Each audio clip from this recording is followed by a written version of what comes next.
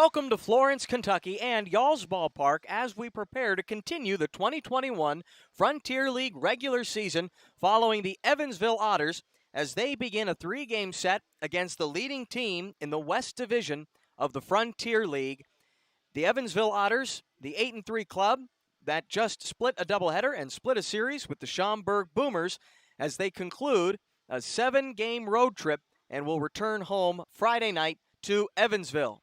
My name is Ryan Brown. Pleased to have you with me here in the booth at y'all's ballpark on the outskirts, if you will, of Cincinnati as we're getting ready here for first pitch at 6:45 following a little 11-minute rain delay that had some light showers have us delay first pitch by about 10 minutes here at y'all's ballpark.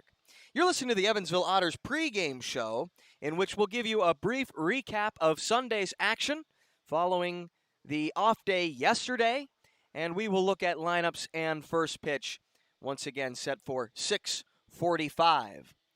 Sunday, the Otters were in Schaumburg, concluding a 4-game set with the Boomers, and the Otters team, they earned a doubleheader split, which gave Evansville the series split during the weekend trip to Northern Illinois. The Otters lost Game 1 Sunday by a score of 2-1, but were 9-6 winners in Game 2. The doubleheader also concluded a stretch of 7 games played in 5 days for the Otters. They move to 8-3 on the young season following the conclusion of that one, and that's how they enter play here. The first game was a bona fide pitcher's duel, as Otters lefty Marty Anderson and Boomers starter Ryan Middendorf threw 6 and 5 2/3 scoreless innings, respectively. Anderson allowed only 3 hits on the night. He also struck out 2 batters.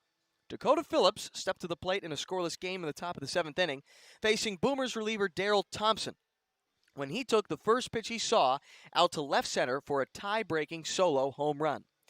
The Boomers brought the go-ahead run to the plate in the bottom half, however, and Nick Odo launched a walk-off 2-run homer to right field off of Otters closer Logan Sawyer, who took the loss. Thompson would earn the win. Game 2 also started off on rocky footing for the Otters, as Quincy Nieporte, who ended up becoming the Frontier League's Player of the Week, as he was named that yesterday, when he singled home Alec Craig to take a 1-0 lead in the bottom of the first inning for Schaumburg. Otters starter Anthony Arias, pitching on only 3 days' rest, wound up limiting the damage by stranding the bases loaded in that frame. Then, in the top of the second, Otters second baseman J.R. Davis homered off Boomers starter Stephen Chambly to tie the game at 1. Schaumburg added 2 more in the second before the Otters unleashed a 5-run third inning to take a 6-3 lead that would hold for the remainder of the ballgame.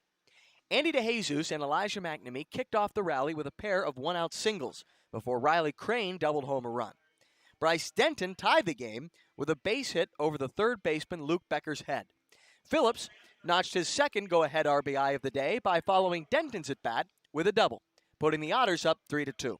Davis capped up the scoring with an RBI single. Tyler Spring would come on to relieve Arias for the final out of the third inning and then proceed to retire all 10 batters he faced out of the bullpen, pitching 3 1/3 perfect innings.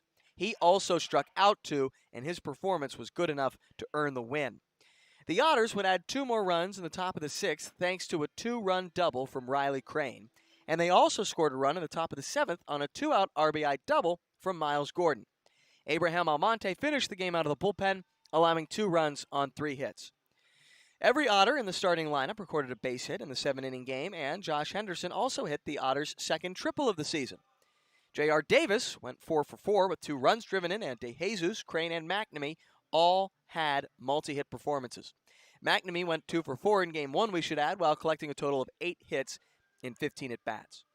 And so, after yesterday's off day, the Otters continue this 7-game road trip tonight in Florence, with first pitch being at 6:45 Eastern, 5:45 Central. We step aside here on the Evansville Otters pregame show, and when we return, we'll have lineups and first pitch from Florence, Kentucky, and y'all's ballpark between the top 2 clubs in the Frontier League's West Division. You're listening to the Otters Digital Network.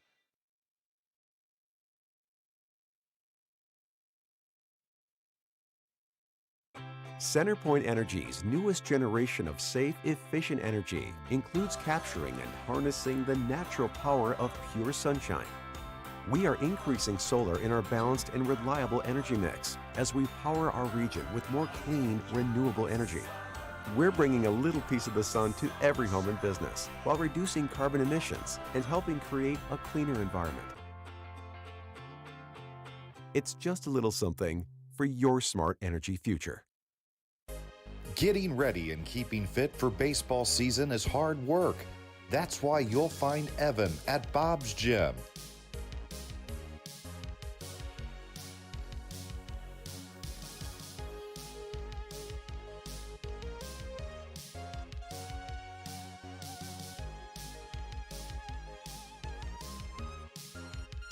Getting fit, having fun, being an Otter. Be like Evan. Try a free 3-day pass at Bob's.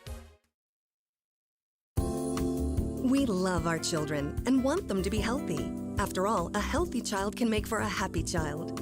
When you choose Anthem Blue Cross and Blue Shield, you have great doctors and great care to help your child stay healthy. And that is something to smile about. Choose Anthem to help keep your children healthy and happy. Enroll today. Call 1-800-403-0864. To learn more, visit www.anthem.com/inmedicaid. Welcome back to the Evansville Otters pregame show. Again, I'm Ryan Brown, welcoming you into the booth here at Y'all's Ballpark in Florence, Kentucky. We'll read off lineups to you now before first pitch, which is scheduled in just 1 minute, but it looks like we'll have a little bit more time to wait before first pitch as the umpires have just finished discussing things over with both managers here. For the Y'alls, it'll be Taylor Bryant, Luis Pintor, and Chad Cedillo, 1, 2, and 3, righty, lefty. Then batting 4, 5, and 6, it's Trevor Crayport, Harrison DeNicola, and Jose Brizuela, righty, lefty. Then 7, 8, 9, Jackson Pritchard, Jordan Brower, and Mitch Piotnik. Piotnik, a switch hitting center fielder in this one. Rounding out the order for them, and on the mound for the Y'alls, who will go up against the Evansville Otters, it will be right-handed pitcher Edgar Martinez, who is 2-0 on the season and has given up just 2 runs. Has given up just a single run, For the Otters, in their lineup in this one, they will start things off with their center fielder and left-handed hitter Miles Gordon in the leadoff spot. Then it's the switch-hitting shortstop Andy DeJesus to bat second. Batting third will be Elijah Mcnamee, the right fielder. Cleaning up, Riley Crane, left-handed hitting third baseman tonight. J.R. Davis bats fifth. He's playing over at second. And batting sixth, Dakota Phillips. He'll play over at first base and bat left-handed. Batting in the seventh spot, it's designated hitter Bryce Denton. Then batting eighth, catcher Justin Felix. And the number 9 spot, left-handed hitting left fielder Josh Henderson. And on the mound for the Otters, Dalton Stambaugh, their southpaw. When we return, we'll have first pitch on the Otters Digital Network.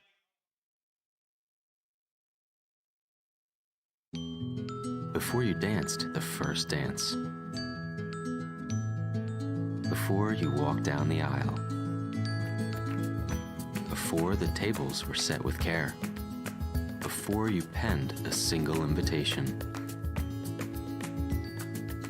Before the day that went beyond your wildest expectations. There was the little green box from Brinker's Jewelers for befores and happily ever afters. Looking to buy a new home? We've got a sweet deal for you. Get a Home Sweet Home mortgage loan from Heritage Federal Credit Union and get a great low rate, plus get $500 cash back. That's right. Get a great low rate on your mortgage loan and get $500 cash back. Apply at Heritage Federal Credit Union, where the mortgage loans are sweet and the service can't be beat. Get your $500 cash back today at your local HFCU branch or apply online at hfcu.info/mortgages.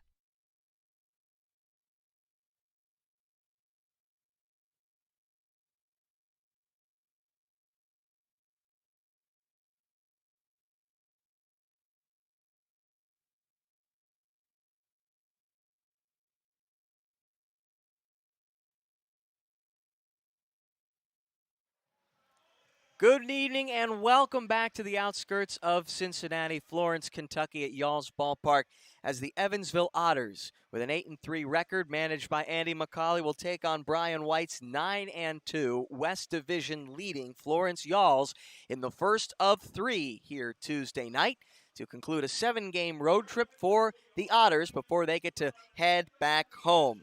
My name is Ryan Brown. Thank you so much for joining me here in the booth for the next 9 innings of Frontier League 2021 regular season baseball. It should be a good one. I mean, it might as well be top billing tonight in the Frontier League, as we have two of the hottest ball clubs right now set to square off with one another, and a couple of hot pitchers. Their performances so far to this point, exceptional. So their first arm that we will get a chance to see will be Edgar Martinez, right-handed pitcher for the Florence Y'alls. He enters with a 2-0 record. He's making his third start of the season. He's given up just 1 run in 10 innings of work. He has allowed 7 hits. He's scattered those. He's struck out 11, but has also walked 7.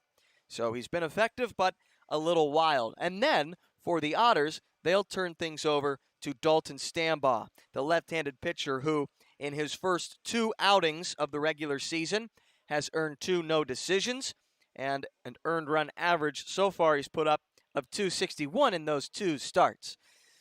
Edgar Martinez, he's throwing his last warm-up pitches, and he's going to set things up for Miles Gordon, Andy DeJesus, and Elijah Mcnamee. 1, 2, 3, 4, and 8-3 Otters club that just split a 4-game set with the Schaumburg Boomers in the suburbs of Chicago, in Chicagoland, over the weekend. The Otters had an off day yesterday, as did the entire Frontier League, and boy, was it well needed. They had played 7 games in just 5 days. So we'll see how they come out of the gates here. First pitch on its way from Florence. 1 pitch in, 1 strike called. Game time temperature, we'll call it 73 degrees, and cloudy skies here in Florence after what amounts to be a 14-minute rain delay. A liner out toward left field, but it's going to hang up for the left fielder, Trevor Crayport, to make the catch. Miles Gordon set down on 2 pitches with a fly ball to left field. Let's go ahead and give you the defensive alignment for the Florence Y'alls. Trevor Crayport, the left fielder, just made that catch off Miles Gordon's bat. Then we go to Mitch Piotnik in center field, Chad Cedillo in right, and then around the horn, Taylor Bryant plays third base, Luis Pintor over at short, Harrison DeNicola, Jordan Brower, and catching, Jackson Pritchard. And he catches Edgar Martinez. Andy DeJesus, switch-hitting shortstop. He shows bunt and takes a strike after pulling back. Andy DeJesus, he enters play with the average at .295. That's 13 hits through 44 at-bats.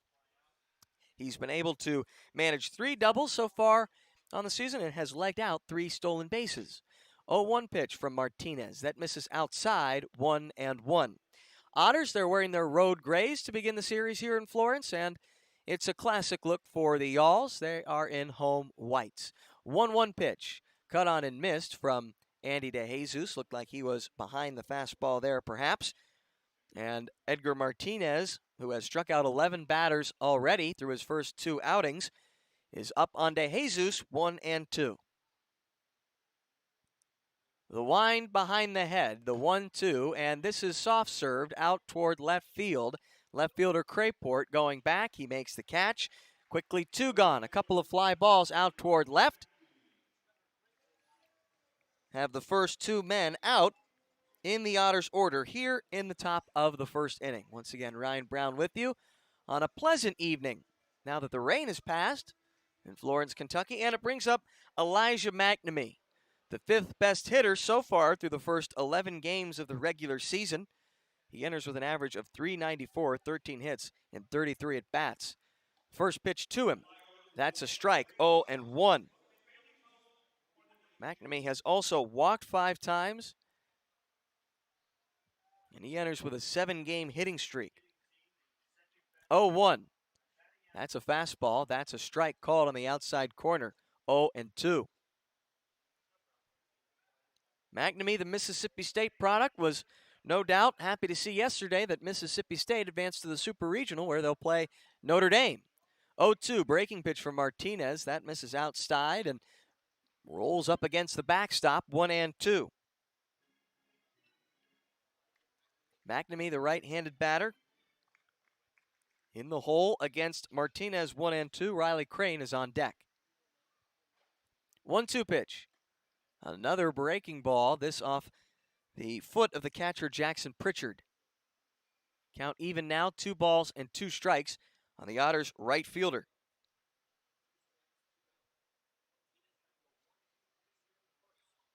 2-2. Fastball hit out towards center field. Over to his left is Mitch Piotnik. He raises a glove and makes the catch. 3 fly balls for Edgar Martinez. He raises his hands to the sky as he has a 1-2-3 top half of the first inning. We head to the bottom half of the first. Otters nothing. Y'all's coming to bat. You're listening to the Otters Digital Network.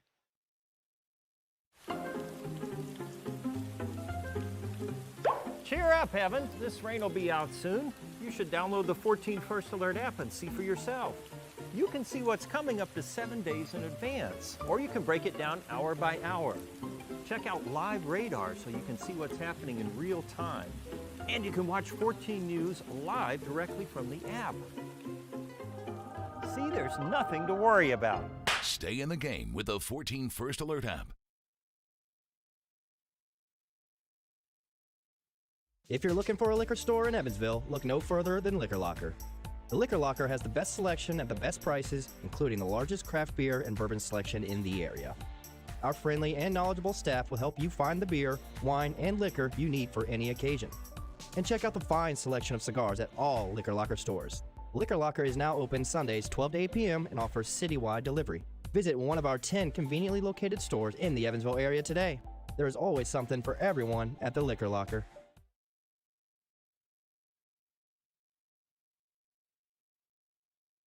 Centerpoint Energy's newest generation of safe, efficient energy includes capturing and harnessing the natural power of pure sunshine.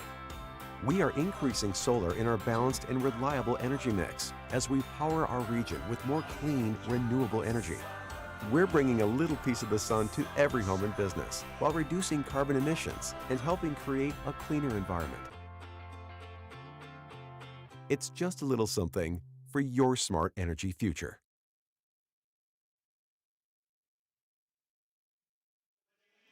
Bottom of the first inning, 0-0 our score in Florence. Dalton Stambaugh on the mound for the 8-3 Evansville Otters, who sit a game back of these Florence Y'alls. Stambaugh, the lefty, he'll face Taylor Bryant, Luis Pintor, and Chad Sadeo, 1, 2, and 3, righty, righty, lefty.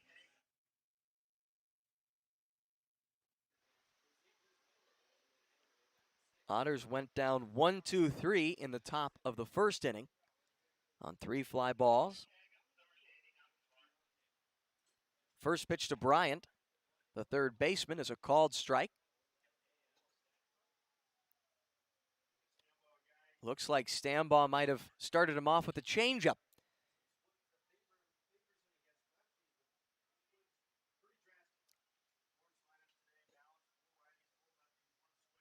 An 0-1 pitch here is fouled off to the right and out of play as Dakota Phillips has a look. It bounces into the stands here behind the right field line and tumbles on top of a patio deck roof out toward the main concourse, and Stambaugh is ahead 0-2.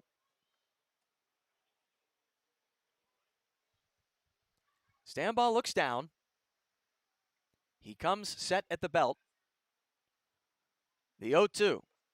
That pitch floats in a curveball and does not get a call. It is now 1-2 on the Y'all's third baseman, Bryant. Who does that make you think of?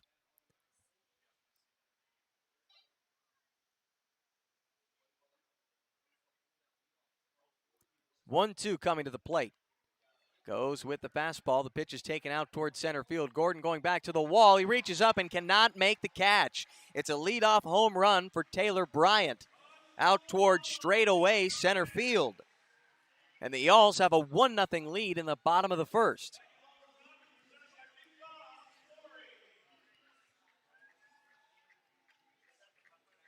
For Bryant, That's his second home run of the season.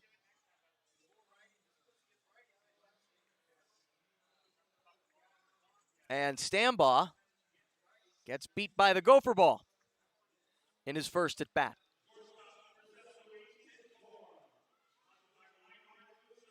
Well, the good news is you can reset things pretty quickly.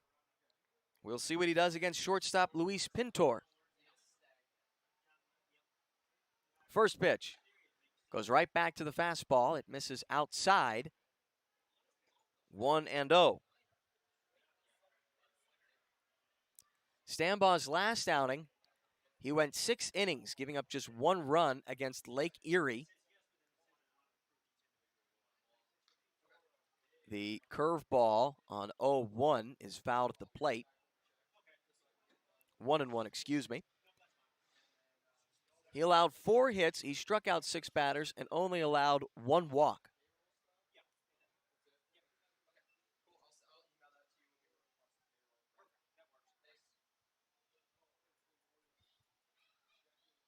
One pitch home. Ground ball to the left side. Crane, the third baseman, up with it. He throws on to Phillips at first. 1 down here in the bottom of the first inning. Defensive alignment for the Otters. It's Josh Henderson in left, Miles Gordon in center, Elijah Mcnamee out in right. Around the horn at the hot corner, it's Riley Crane who just made that play for the first out in the bottom of the first. Then Andy DeJesus, J.R. Davis, and Dakota Phillips. And catching Dalton Stambaugh is Justin Felix, as Chad Setio steps to the plate. First pitch to him, lefty-on-lefty matchup, goes with a curveball. It misses outside in the turf, you technically say here at Y'all's Ballpark. Setio, the right fielder, he bats left-handed. First lefty-on-lefty matchup we see today. The first of 4. 1-0 pitch in there for a strike, 1-1. Setio enters play, batting average of .317. That's 13 hits through 41 at bats, and he leads the club in doubles with 5. 1-1. Another curveball, this one waved at and missed. 1-2. Nice bender there from Dalton Stambaugh.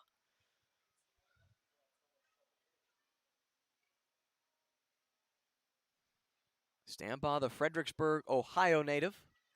1-2 from him. Another curveball. This freezes Chad Setio for strike 3. Punch out for Dalton Stambaugh, his first. In the bottom of the first, now 2 out. Y'alls with a 1-0 lead. Trevor Crayport to bat now.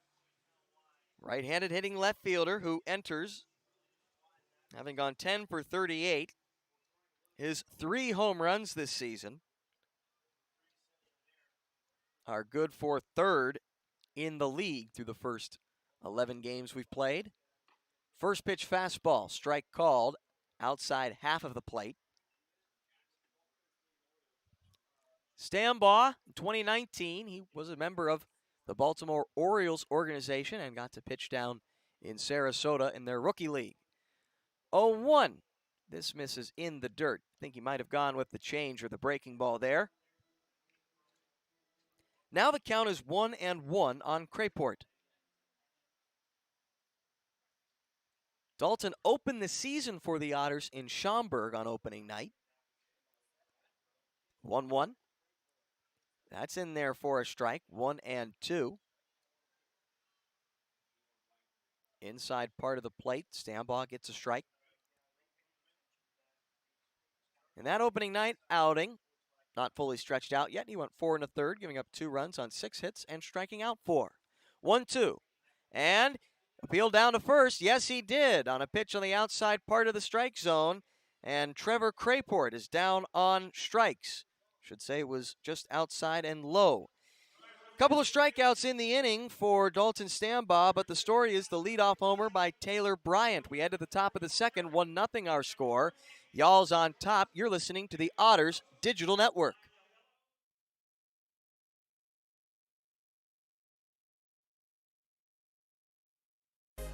Getting ready and keeping fit for baseball season is hard work.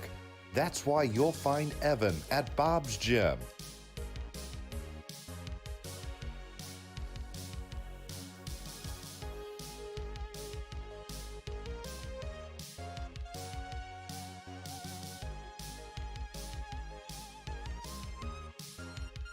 Getting fit, having fun, being an Otter. Be like Evan. Try a free 3-day pass at Bob's. Centerpoint Energy's newest generation of safe, efficient energy includes capturing and harnessing the natural power of pure sunshine. We are increasing solar in our balanced and reliable energy mix as we power our region with more clean, renewable energy. We're bringing a little piece of the sun to every home and business while reducing carbon emissions and helping create a cleaner environment. It's just a little something for your smart energy future.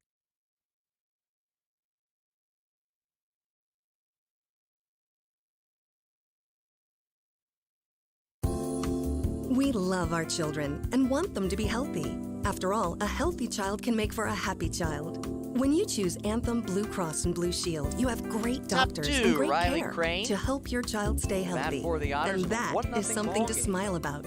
Choose Anthem Florence to help Yalls. keep your children healthy and happy. Right now, the Enroll today. beneficiaries Call of a 1-800-403-0864. To learn more, visit www.anthem.com/inmedicaid. Crane had to fork over his Frontier League Player of the Week honors as a 1-0 change misses outside to Quincy Neporti.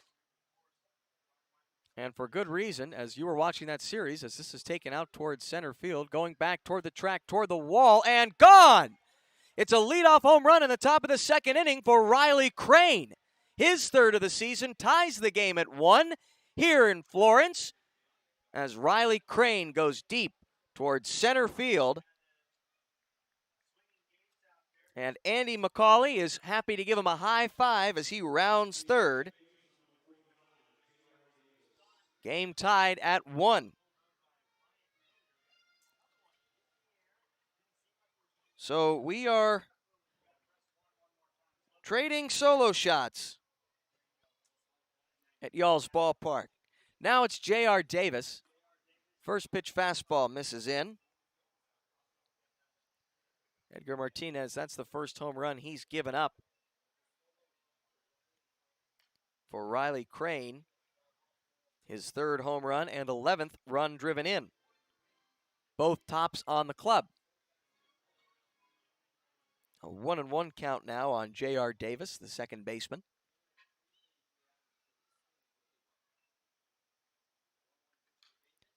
And the 1-1 is fouled back and out of play.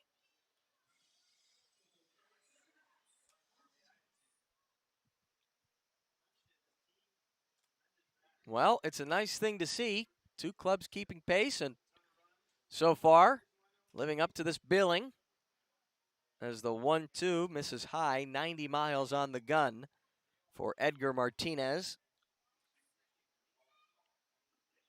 I think it's fair to say you can expect a tight series. 2-2. Looks like maybe a little cut fastball from Martinez. It's fouled off to the right and out of play.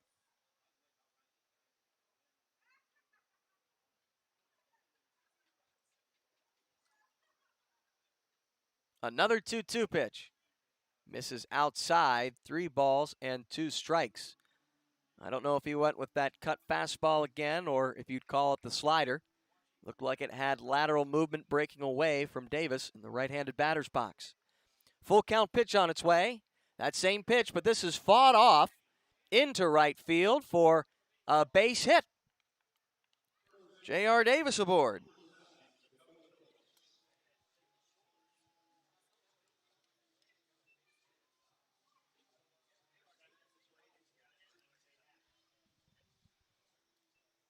J.R. Davis, who was 4 for 4 in Game 2 last night. He now has a 5 at-bat hitting streak as the left-handed hitting Dakota Phillips strolls to the plate. Phillips, 9 for his first 21. He's also hit a home run and driven in 6. First pitch misses outside the zone, and going to have a conversation with Edgar Martinez is Jackson Pritchard, his catcher. He'll have a conference on the mound to slow things down a bit.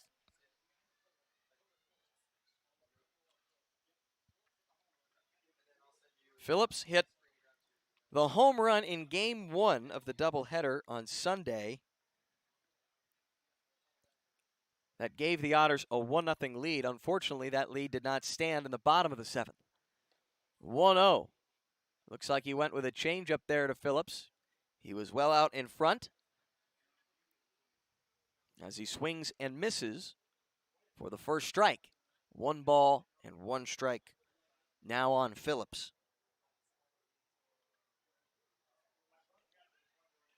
A throw over to first. Davis back with a head-first dive safely.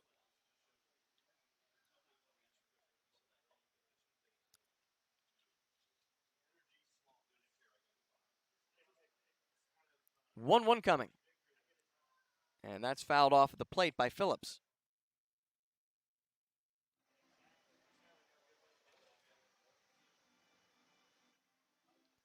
Phillips in his 2nd season with the Otters. Fair to say that he's now looked upon as one of the team leaders. Another throw over. Davis back without a tag. Phillips along with Elijah Mcnamee, Tyler Vale, Abraham Almonte. 1-2. Ground ball to the right side. It's a slow roller. He tosses on to second, and it's bobbled, and the safe call is made at first. J.R. Davis overslid the bag, trying to make sure that that double play wouldn't be easy to turn. He had to make a swim move back to the bag as he overslid it. And a double safe call there from the second base umpire has runners at first and second with nobody out.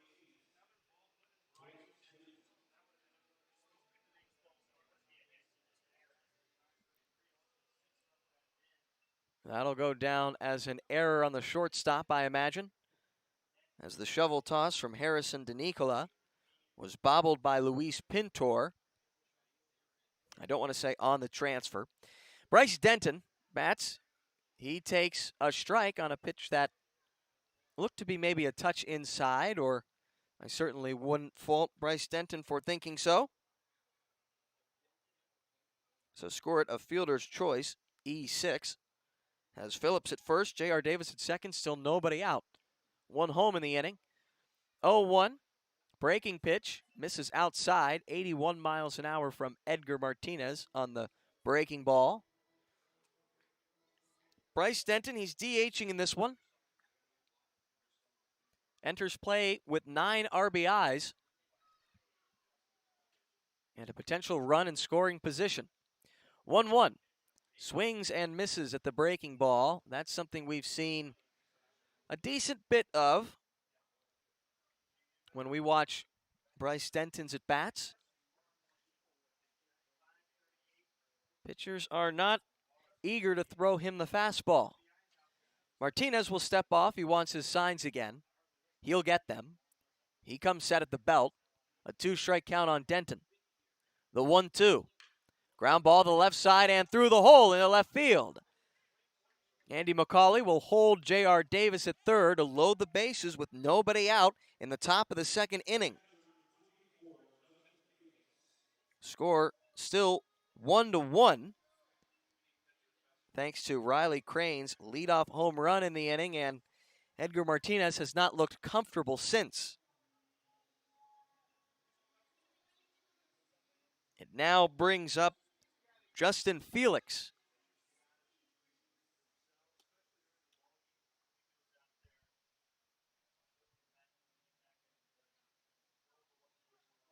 Felix, the Rio Rico, Arizona native. First pitch to him, a fastball. Swing and a miss. Can't catch up to the heat at 90 from Martinez. Felix last played for the Sioux City Explorers back in 2019.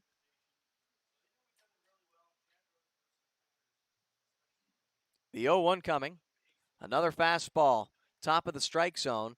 Cut on and missed. 0-2.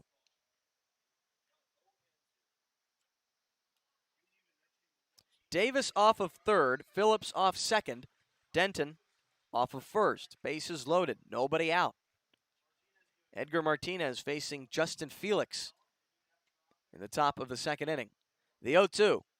Breaking ball in the dirt and blocked by Jackson Pritchard. Breaking ball had a lot of movement to it. It ended up in the left-handed batter's box, and a nice job by Pritchard to make sure it didn't roll to the backstop and allow the Otters to score an early go-ahead run. Bases loaded, nobody out. Justin Felix batting, 1-2 pitch. Another breaking ball, again blocked by Jackson Pritchard.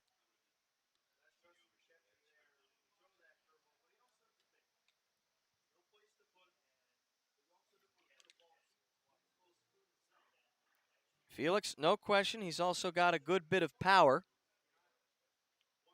He displayed it Friday night with a 2-run shot off the scoreboard in Schaumburg. 2-2. Again, pitch bounces.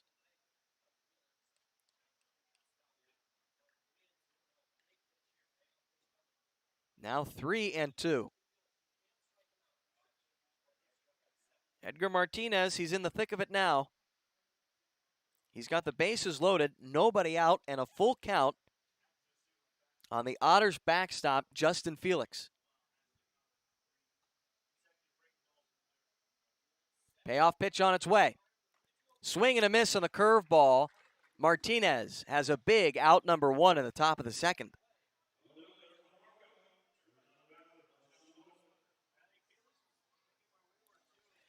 So Josh Henderson, left-handed batter and left fielder in this one for the Otters.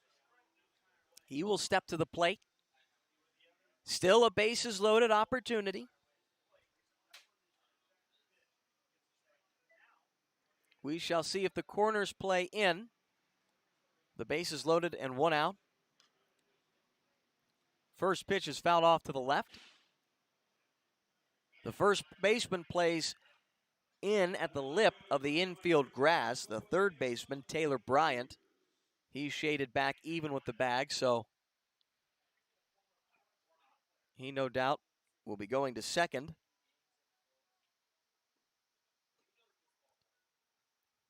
Oh, 1 count on Henderson. And he fouls this off, 0-2. Looked like an off-speed pitch. Henderson rolled foul toward the Otters dugout, first base side. Now Henderson down deep in the count, 0-2. Let's see if he can battle back. Pitch on its way. A swing and a miss at the curveball. Back-to-back punch-outs for Edgar Martinez with the bases loaded. Well, now Miles Gordon has to bail out a couple of teammates. Gordon, he enters with a 5-game hitting streak. He flew out to left his first time.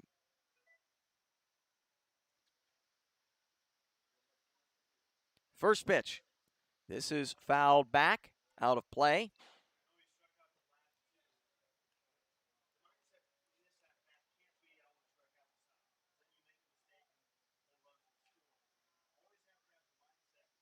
Gordon, in his last at-bat in Game 2, hit an RBI double as time is called at the plate.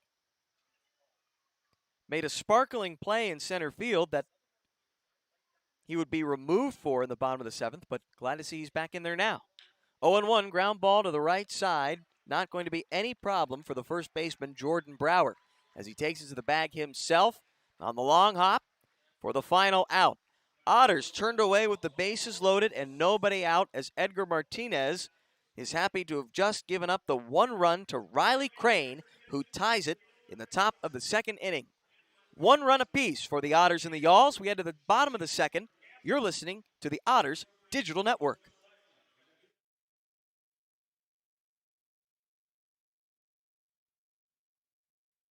Centerpoint Energy's newest generation of safe, efficient energy includes capturing and harnessing the natural power of pure sunshine. We are increasing solar in our balanced and reliable energy mix as we power our region with more clean, renewable energy. We're bringing a little piece of the sun to every home and business while reducing carbon emissions and helping create a cleaner environment. It's just a little something for your smart energy future. Getting ready and keeping fit for baseball season is hard work. That's why you'll find Evan at Bob's Gym.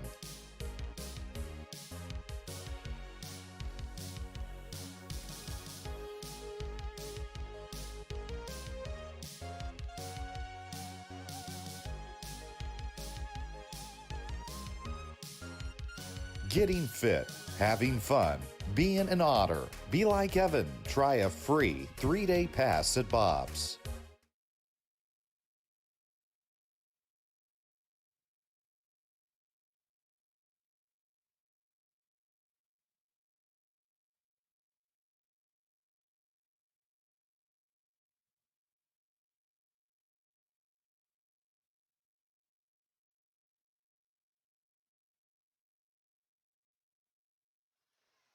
Harrison DiNicola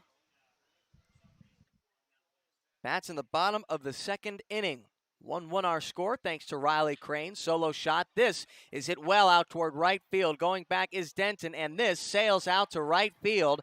A first pitch home run off the bat of Harrison DiNicola in the bottom of the second gives the Yalls a 2-1 lead. We are trading solo shots in Florence.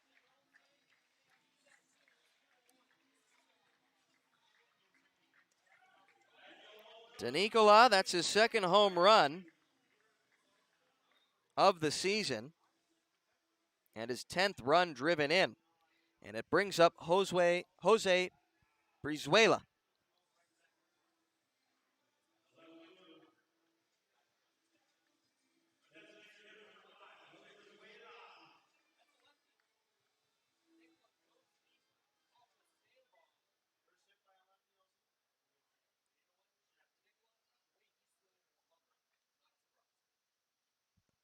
First pitch to Jose Brizuela. That is in there for a strike.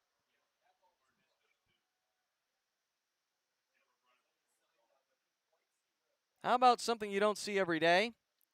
First 3 runs of a ball game as the 0-1 curveball bounces in the dirt. Half innings that have back-to-back-to-back lead-off home runs. And that be the only scoring. When was the last time you saw that? 1-1 from Stambaugh. Another curveball. This misses. 2-1.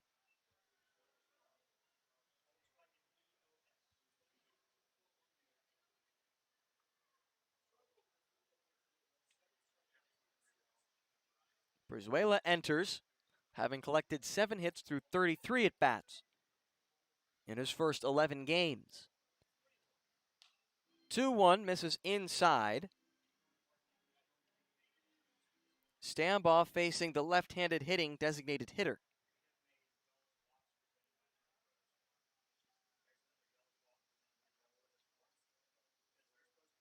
Three-1. Fastball misses away. It's ball 4, so not necessarily what you want to do following a leadoff home run is to show effects of a little bit of shell shock. Walking the next man he sees, so Justin Felix, the catcher, similarly, a little concerned, goes out to have a conversation with Dalton Stambaugh.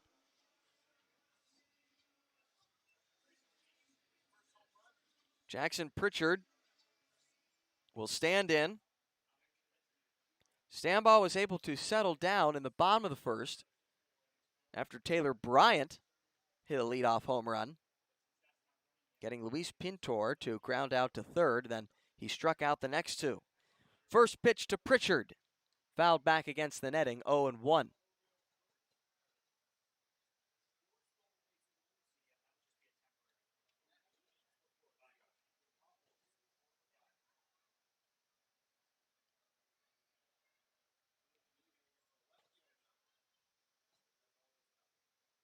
To Pritchard.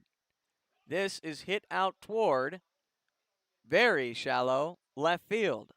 On the edge of the outfield grass, it's Andy DeJesus to make the catch for the first out of the second.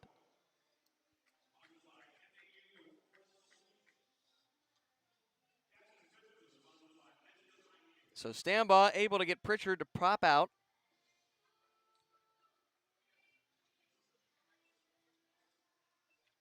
will now face Jordan Brower, another left-handed hitter.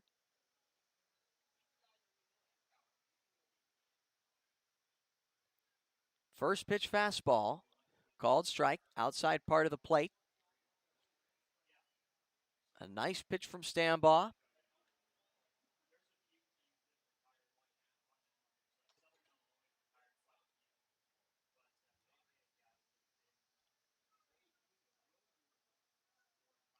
Oh, 1 runner goes. Curveball, not handled cleanly at the plate by Justin Felix. So without a throw into second base goes Jose Brizuela.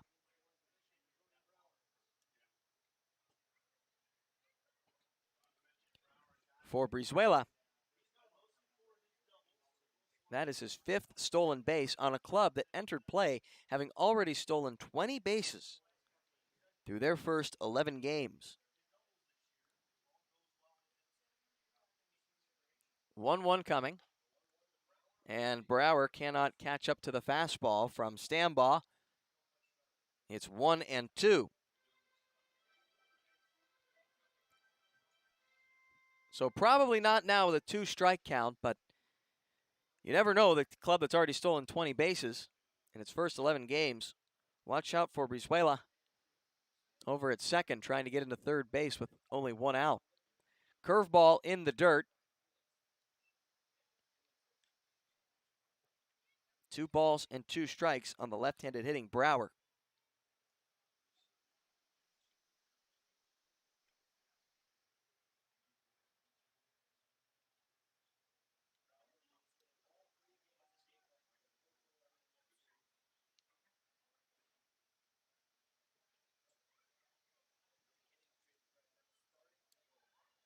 Two coming, and this is taken out toward shallow right field. Coming on is, J.R. Davis, who was going out, not able to make a catch.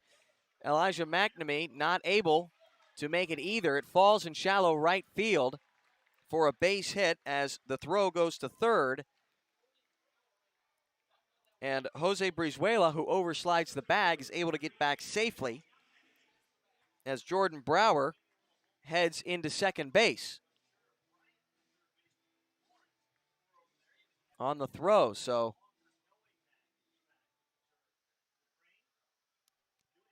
the throw there from Mcnamee allows Brower to get into second, and on the base hit, Jose Brizuela over at third. An unfortunate bloop into no man's land as Mitch Piotnik, switch hitting center fielder, steps to the plate with runners at second and third and 2 out.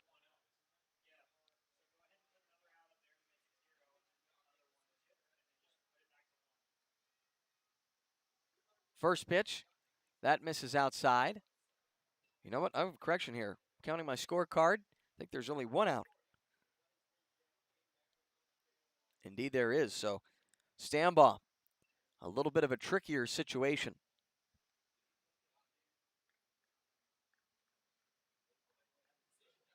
We'll see what he can do facing the Y'all's number 9 batter. 1-0. Piotnik cannot catch up to the fastball. 1-1.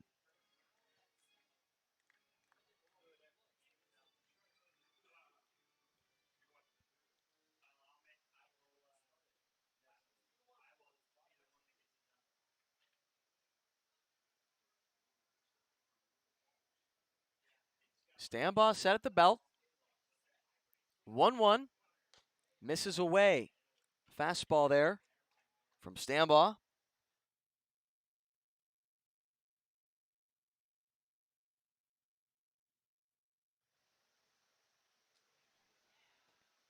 Y'all's with a 2-1 lead in the bottom of the second inning.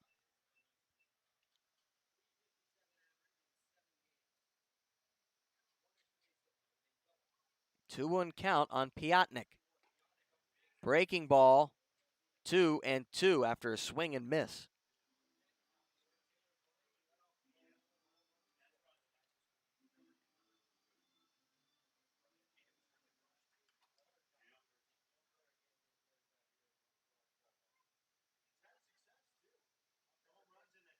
Stambaugh steps off.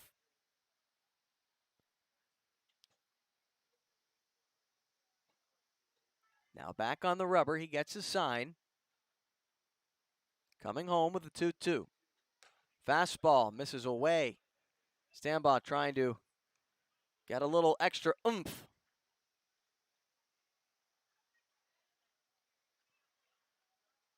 Misses outside.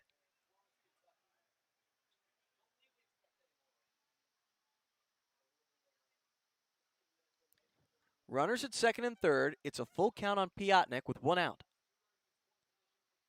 Here it comes. It's fouled back to the netting. They'll do it again. Stambaugh, he was the Otters' opening night starter.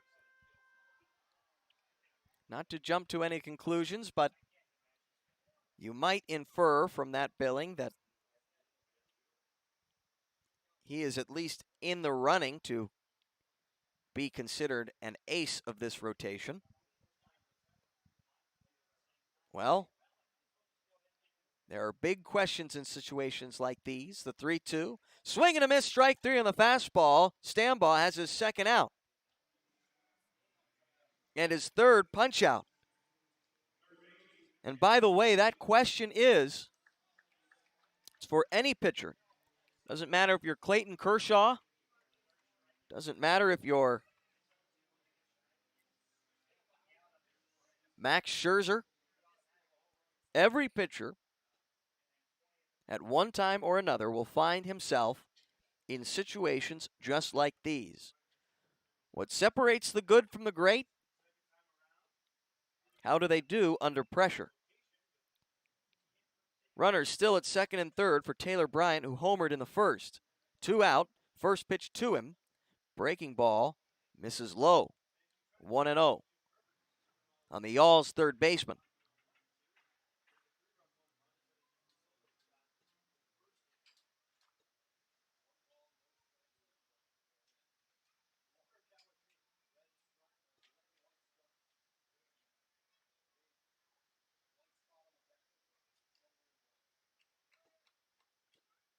One-zero pitch. That's in the dirt and blocked by Felix. The inning began with a Harrison DeNicola home run to center field, a solo shot. Then Jose Brizuela walked. He's over at third base. Jordan Brower got a base hit out toward shallow right field that allowed Brizuela to advance to third, and he went into second base on the throw. Now 2-0 on Taylor Bryant.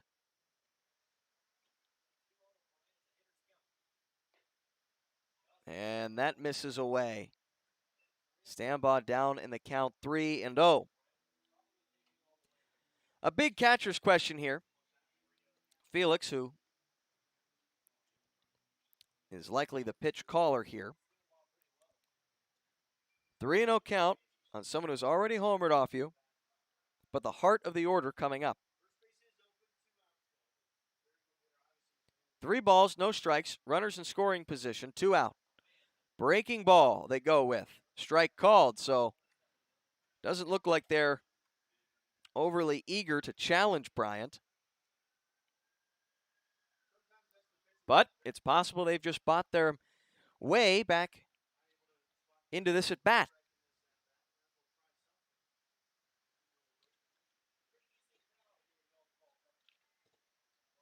Again, these two clubs separated by just a game in the West Division standings entering play. Before the 3-1, time is called at the plate. Bryant, curiously enough, the lone Y'all to be wearing a non-white jersey top. Looks like it might be an alternate jersey that he sports in this one. 3-1 coming. And a curveball misses in the dirt for ball 4. That will load the bases.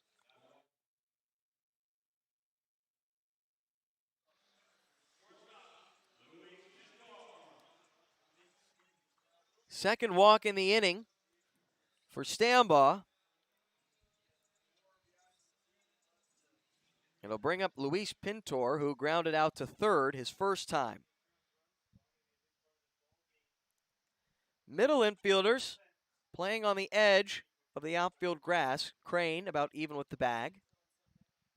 Phillips predictably plays back. First pitch to Pintor.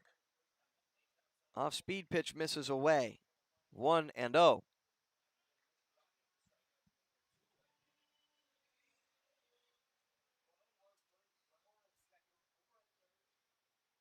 Pintor has homered this season. He's also doubled 3 times and tripled in 41 at-bats. 1-0 delivery. Fastball, outside edge, gets a strike. 1-1. Was just going to say, didn't want to jinx Dalton Stambaugh. You don't want to fall too far behind in the at-bat here. Limit your options. You want Stambaugh to be able to access his full bag of tricks. 1-1 coming. This is going to be lined in left field for a base hit. This will score 1. Henderson, the left fielder, will throw to the shortstop Andy DeJesus as another run comes in to score from second. Brizuela comes in to score from third. Brower from second as the Yalls take a 4-1 lead in the bottom of the second.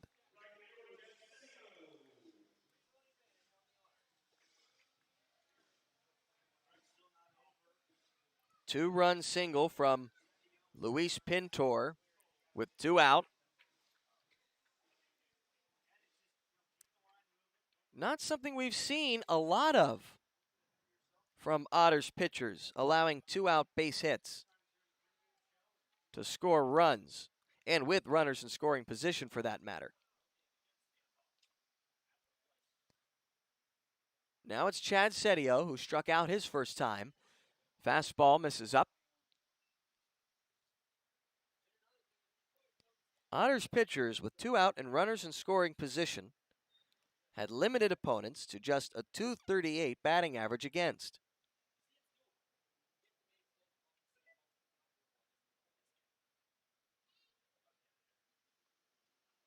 That number, though, has been creeping up of late. 1-0. Breaking ball misses outside and low.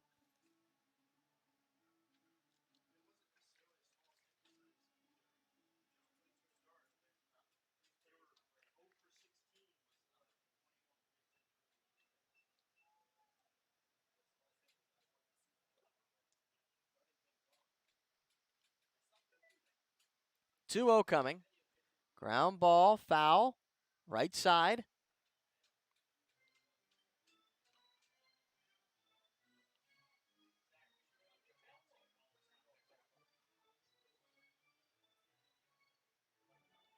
Stambaugh, he signed with the Otters this season, so you might wonder sometimes whether or not an Otter was signed ahead of the 2020 canceled season or ahead of this one. Stambaugh, a very recent ad. 2-1 coming to Setio. Ground ball to the right side, backhanded by Davis, and he tosses low to first, and it can't be handled cleanly by DeJesus, so a run will come in to score. On what will likely be scored, a hit and an error.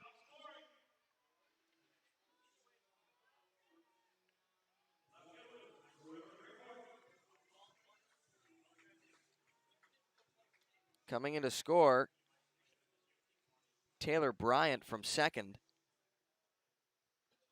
When he saw, it was a great play from J.R. Davis to get back up the middle to backhand it, but unable to plant his feet and pressed for time. He threw low to Andy DeJesus covering the bag, and the ball got away. So now it's a 5-1 score. Yalls with the lead as Trevor Crayport bats.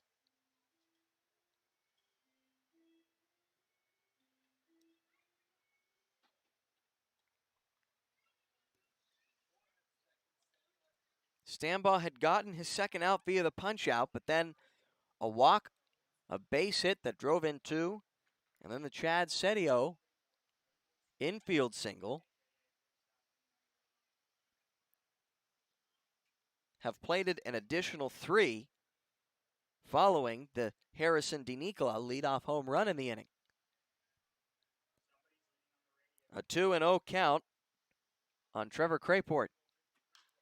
This is lifted out toward right field. Going back a short ways is Mcnamee. He catches it for the final out of the second. 4 runs coming to score. 1 on the leadoff home run by Harrison DeNicola and 2 on a 2-out single from Luis Pintor. Otters have their work in this one. They're down 5-1. You're listening to the Otters Digital Network.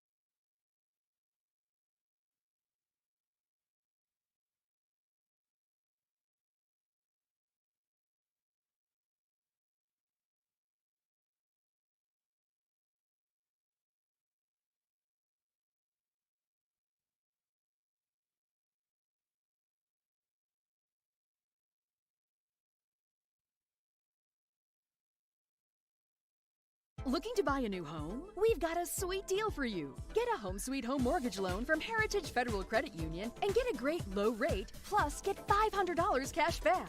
That's right. Get a great low rate on your mortgage loan and get $500 cash back.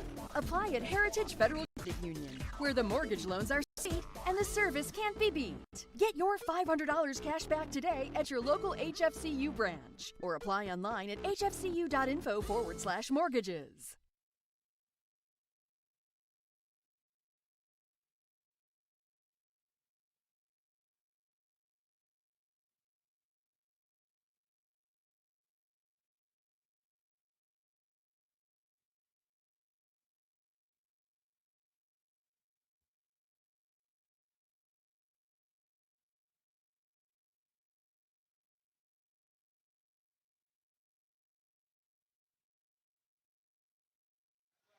Andy DeJesus bats in the top of the third inning facing Edgar Martinez. The first pitch to him is a fastball in there for a strike at 87. DeJesus, Mcnamee, and Crane 2-3-4 in a 5-1 game following a 4-run bottom of the second inning.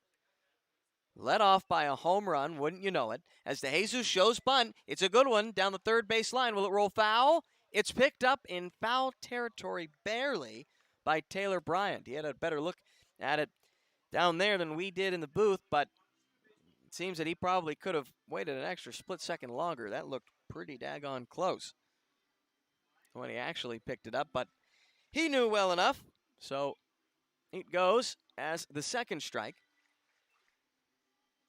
on Andy DeJesus.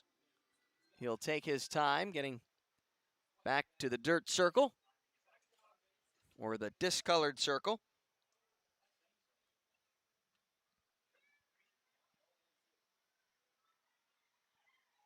Martinez ahead in the count, 0-2. The wind and the delivery. Pitch misses upstairs, 1-2. Martinez worked himself out of a bases-loaded, no-out jam in the top of the second inning. This is hit out toward center field. The center fielder coming on, making the catch. DeJesus was hoping a flare out toward left center would fall. It does not. So Elijah Mcnamee will step to the plate with 1 out. Top of the third inning, 5-1 the score.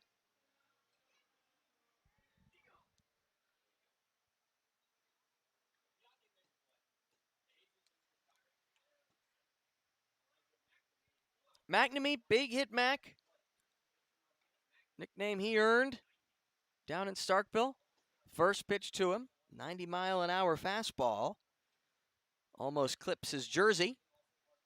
1-1. 1-0 pitch, excuse me. That also misses in. 2-0 on the Otters right fielder.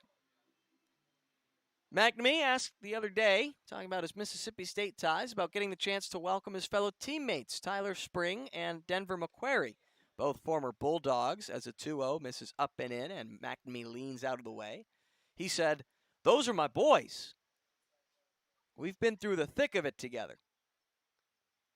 He said it was comforting to have familiar faces like them on the team. 3-0 pitch is a called strike. Looks like Martinez might have slowed it down a bit to find the strike zone. But Mcnamee knows a lot of familiar faces, being a returning Otter who got to play in 2019 with this club. 3-1, another maybe slider or cutter from Martinez. Misses low and away for ball 4. So Mcnamee trots down to first with a 1-out walk. Anything you can do to try to rattle a starting pitcher, get him out of his rhythm. It looks like the Otters did that in the top of the second inning, but could not convert on the opportunity. Crane bats again. He homered his last time. He takes a ball, 1-0. For Mcnamee, by the way, that extends his on-base streak to 11 games to start the season. Crane shows bunt, but it is bunted foul and rolls slowly toward the third base dugout.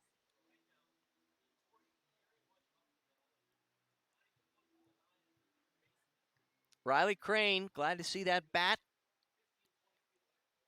getting hot again, or staying hot. 1-1. This is pulled foul.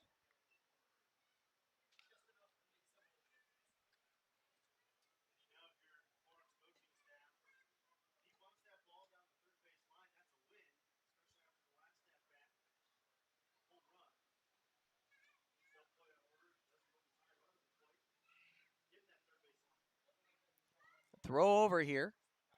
Mcnamee back safely. Crane, he last played for the Joliet Slammers. Said he was excited to have the opportunity to come play for Evansville. 1-2, swing and a miss. The curveball from Martinez gets the best of Riley Crane for the second out in the top of the third inning.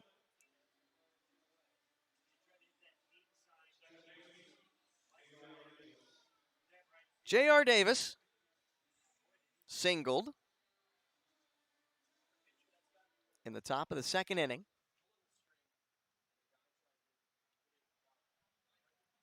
He bats with a runner at first and 2 out. See if they try to get a runner in scoring position. This is hit well out toward left field. Going back is Crayport to the wall and gone. It's a 2-run shot for J.R. Davis, which brings the score back within 2. Davis, his second home run in as many days. He is homered here out toward left field to cut the lead in half for the Alls. It's now a 5-3 game in the top of the third.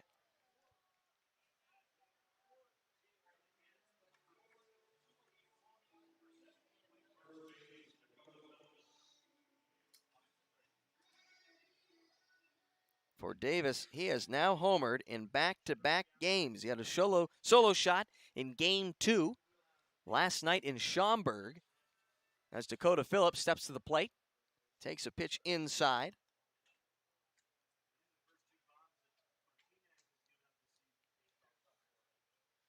Already 4 home runs in this one.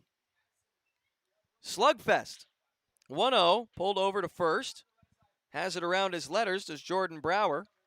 He will toss onto the pitcher Martinez covering for the final out, but the Otters offense, they're not playing dead yet. J.R. Davis homers to left field. A 2-run shot with 2 out to make it a 5-3 game. You all still have the lead. We head to the bottom of the third inning, 5-3 our score. You're listening to the Otters Digital Network.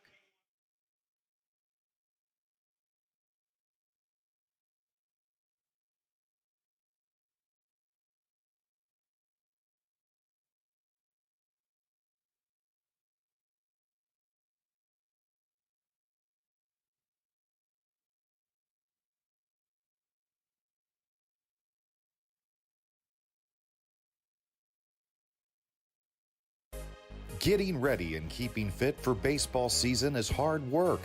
That's why you'll find Evan at Bob's Gym.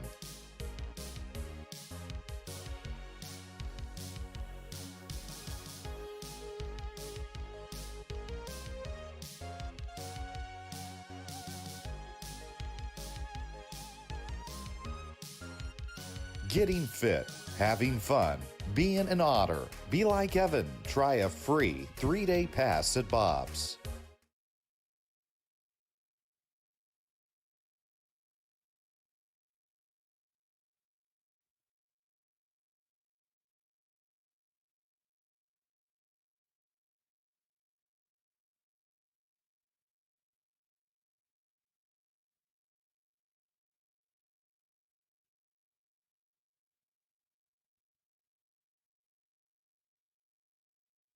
Centerpoint Energy's newest generation of safe, efficient energy includes capturing and harnessing the natural power of pure sunshine.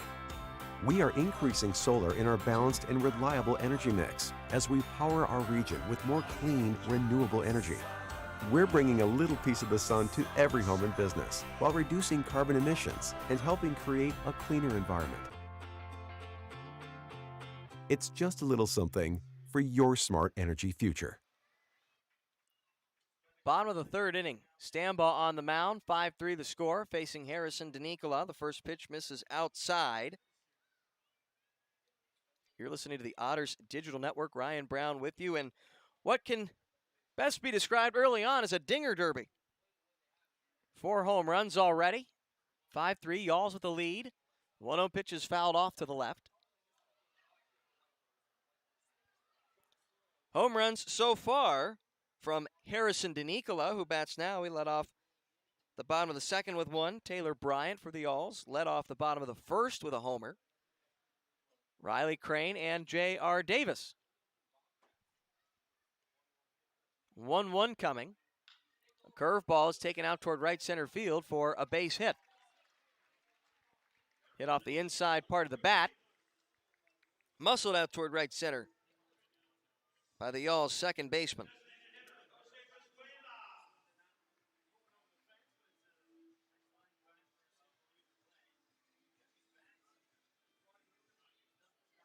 It brings up Jose Brizuela. Runner at first base, nobody out. Brizuela. He reached on a walk his last time.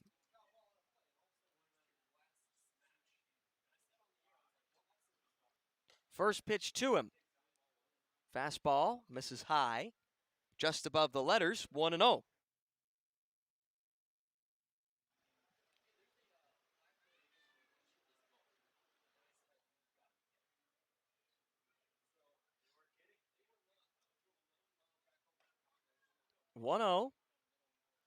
Another fastball, this time called a strike.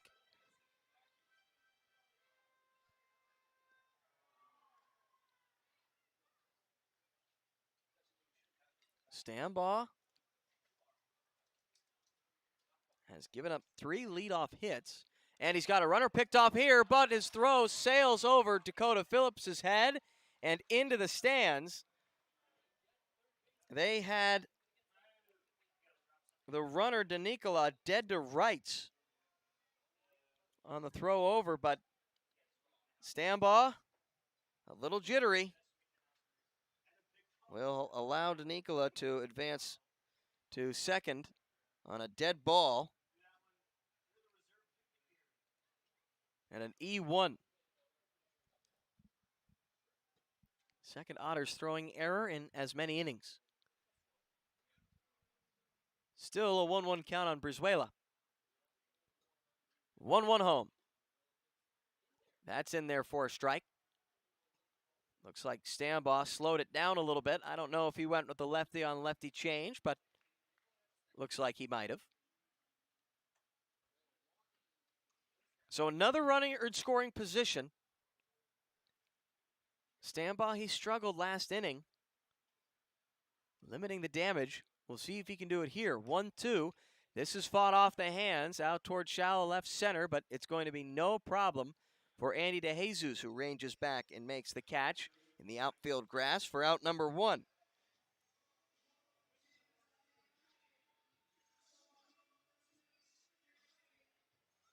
So Jackson Pritchard will come to the plate with one out, a runner at second.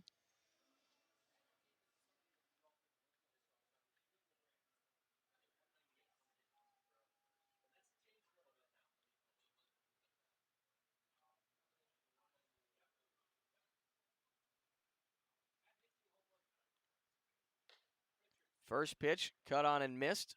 Strike one. Fastball at 86. Up in the zone.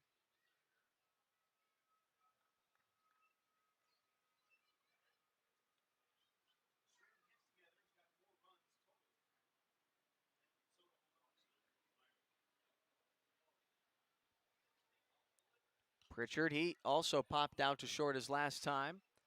0-1 is fouled back. Now this is what you like to see from Stambaugh. You let a guy get on, okay.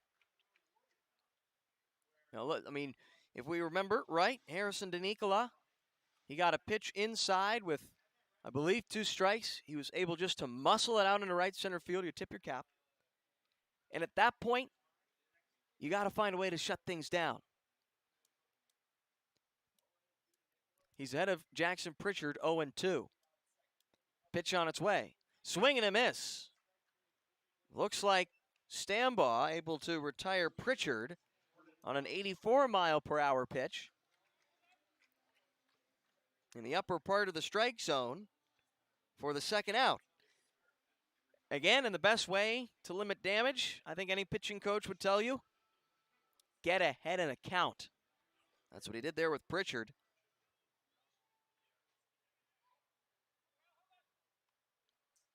And Stambaugh logs his 4th punch out, trying to leave DeNicola stranded off of second. He faces Jordan Brower, who singled his last time. First pitch to him, in there for a strike. This is more like it, getting ahead of batters.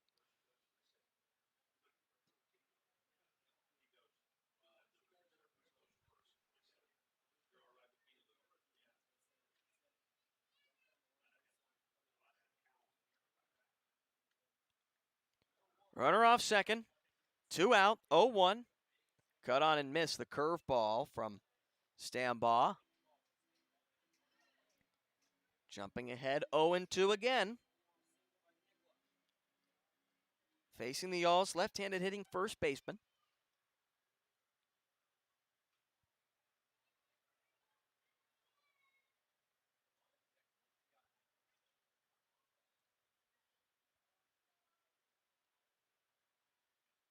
Oh-2 on its way.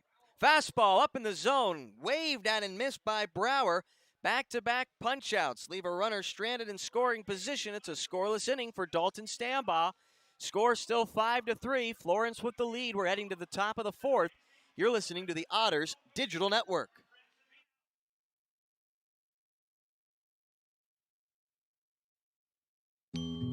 Before you danced the first dance.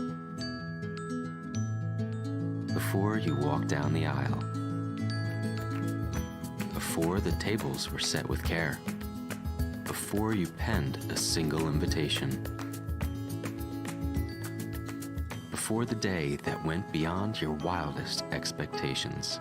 There was the little green box from Brinker's Jewelers for befores and happily ever afters.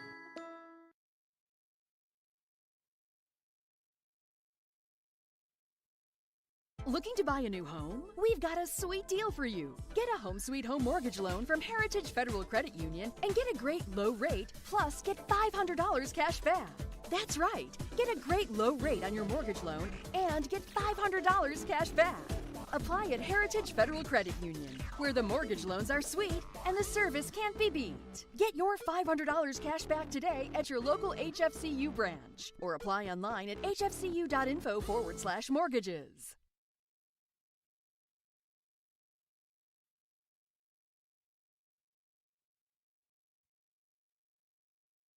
If you're looking for a liquor store in Evansville, look no further than Liquor Locker. The Liquor Locker has the best selection at the best prices, including the largest craft beer and bourbon selection in the area. Our friendly and knowledgeable staff will help you find the beer, wine, and liquor you need for any occasion. And check out the fine selection of cigars at all Liquor Locker stores. Liquor Locker is now open Sundays 12 to 8 p.m. and offers citywide delivery. Visit one of our 10 conveniently located stores in the Evansville area today. There is always something for everyone at the Liquor Locker.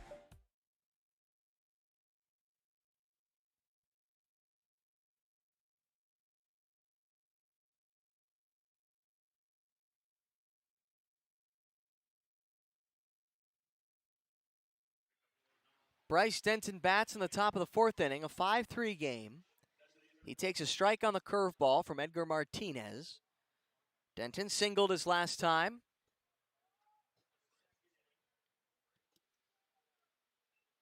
Otters down a couple of runs. Another curveball, this time laid off by Denton. Otters facing off against Florence for the first time in the regular season. They played 2 spring training games back in mid-May. 1-1 fastball, misses low and outside. In the first game of a home and home 2-game exhibition series between these two clubs, the Otters won at Bosse Field by a score of 5-0. 2-1 coming, curveball, getting out of the way by basically busting down to his knees is Bryce Denton, 3-1 now. Then the Y'alls got the best of the Otters by a score of 8-0 in a game here at Florence on Wednesday. This is hit out toward right field. Going back is Chad Setio. He makes the catch a couple of feet in front of the warming track. Hit well by Denton. I think Martinez might have gone with a breaking ball there, and if that were true, a really, really good job by Denton to hang in with that one late, making maybe a later decision to swing, but taking it the other way. You wouldn't say he was fooled on it. Fly ball to right for the first out. Top of the fourth inning, Justin Felix bats. He takes a strike. Florence, formerly the Florence Freedom, as the 0-1 is a called strike. Felix down on the count, 0-2. They started play at this ballpark, now called Y'alls Ballpark, back in 2004, but they first moved to the greater Cincinnati area back in 2003 as the 0-2 misses outside. They played their games in Ohio while this ballpark was being built. When they came over from Johnstown, then Erie, they spent a grand total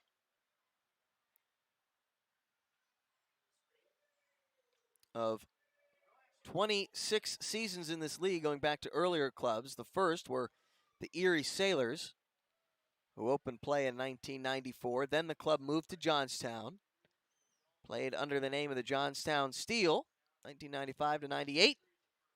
1-2, cut on and missed the curveball for Martinez. Felix down on strikes for the second time tonight.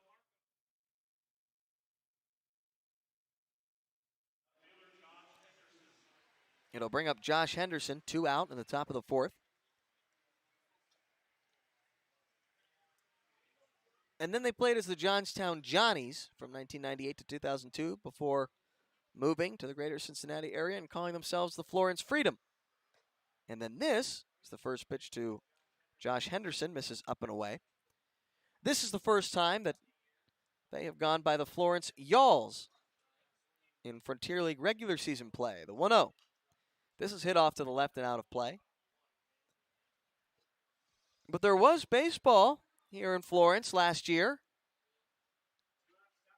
This club finding a way to keep some professional baseball alive as they hosted the Battle of the Bourbon Trail, which we'll have to talk more about. The 1-1, that misses outside. It was a combination of 4 teams led by the Lexington Legends and Florence Y'alls. 2-1 to Henderson. Ground ball to the right side. First baseman has it. Brower takes to the bag himself.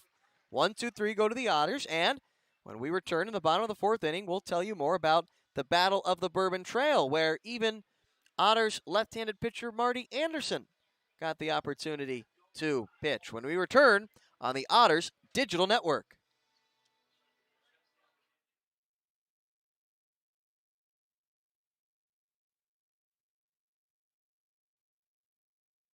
Centerpoint Energy's newest generation of safe, efficient energy includes capturing and harnessing the natural power of pure sunshine. We are increasing solar in our balanced and reliable energy mix as we power our region with more clean, renewable energy.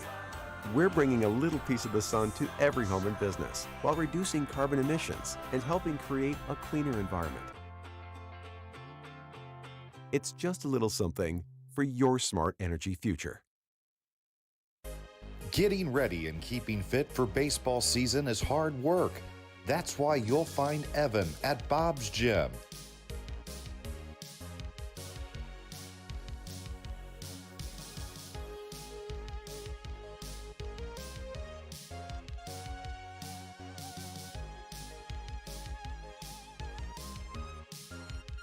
Getting fit, having fun, being an Otter. Be like Evan. Try a free 3-day pass at Bob's.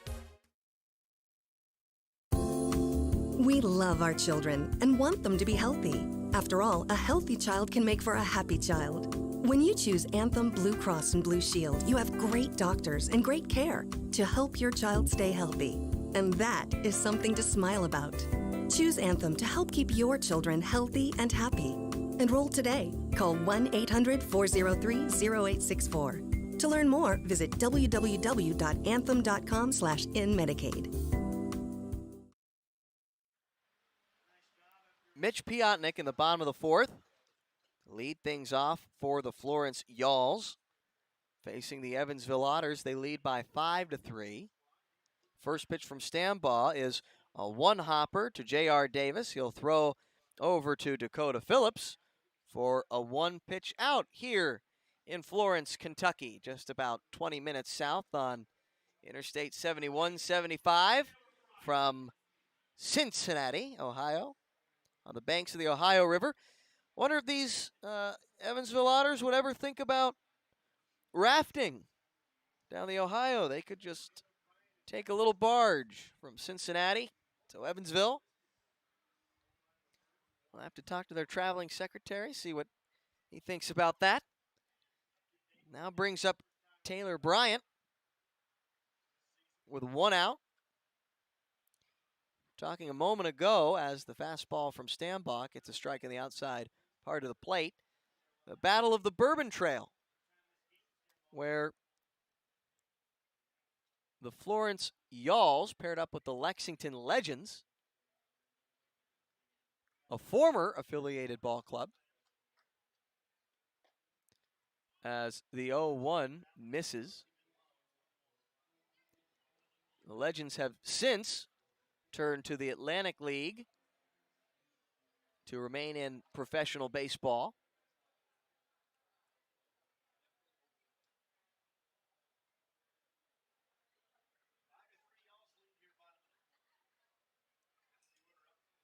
The 1-1 coming.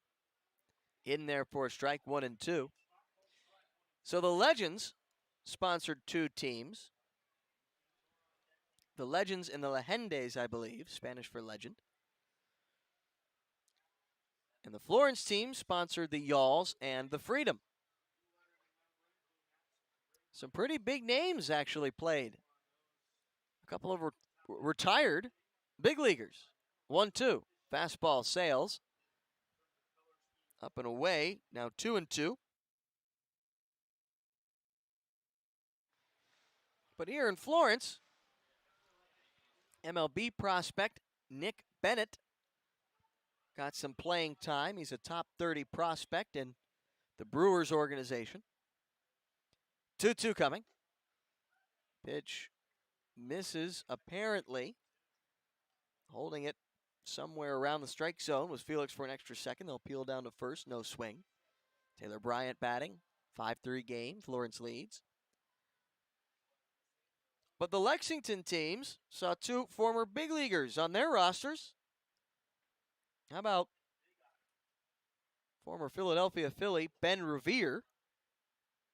The 3-2 comes to the plate, ground to the left. And a name I'm sure you will remember, former Cincinnati Red, Brandon Phillips. Played on the Battle of the Bourbon Trail, where the Otters' own Marty Anderson got to play as well.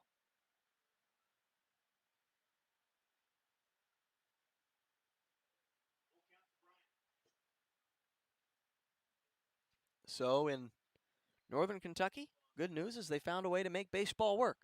3-2. Ground ball, and a diving stop made to his right by DeJesus to keep it from going into the outfield, but by the time he gets to a knee, he knew there would be no chance to get the speedy Bryant. It'll go as an infield single.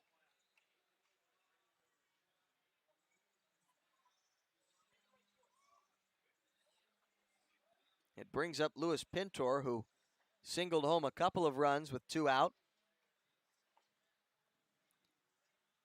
The Otters battery elected when they faced Taylor Bryant in the second inning on a 3-0 count to throw him a curveball. They got a strike, but then on a 3-1 breaking ball, they ended up walking the bases loaded as the first pitch off speed gets Louis Pintor to swing through it, 0-1. So they pitched Taylor Bryant carefully, who has now been on base in his first 3 plate appearances. And it brought Louis Pintor to the plate with 2 out, and he made the Otters pay a little bit for that decision. The 0-1 play will not be made on a runner headed towards second base. That's Taylor Bryant, as Justin Felix can't grab it cleanly. He was off on the play, but not sure whether or not that was booted off the glove and it kicked away. Taylor Bryant advances to second on a stolen base. Runner in scoring position with 1 out. Stambaugh got Mitch Piotnik to ground out to second for the first out. 1-1, fastball misses outside.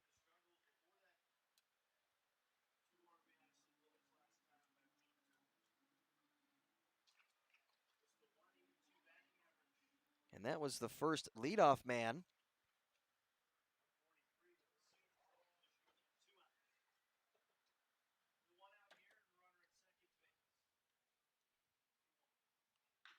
Ground ball to the third baseman. Up with it is Crane. He'll look the runner back to second. He throws on to first for the second out.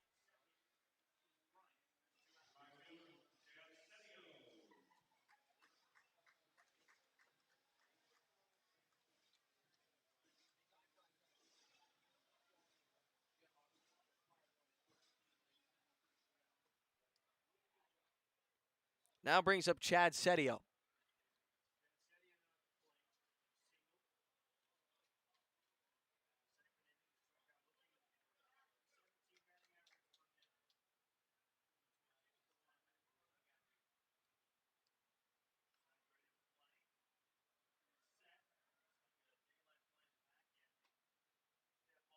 Little delay as there's a little dance going on off of second. Taylor Bryant over there.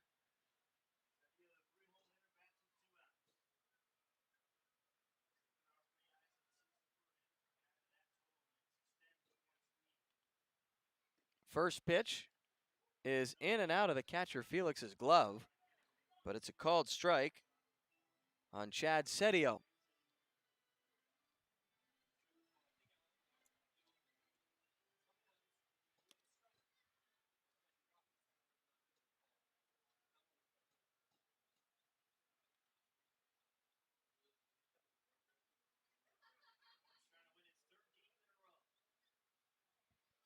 Oh, 1.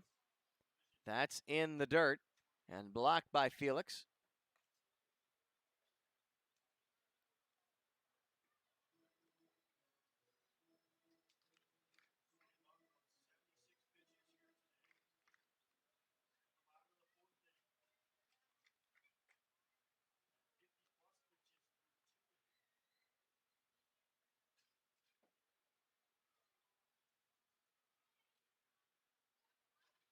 1-1. This is fouled off to the left, out of play.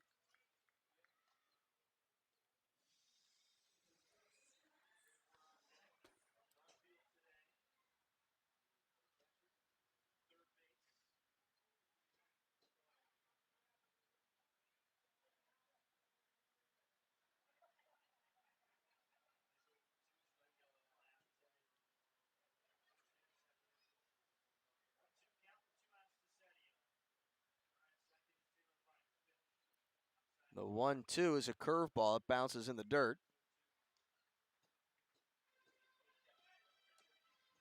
Blocked by Felix.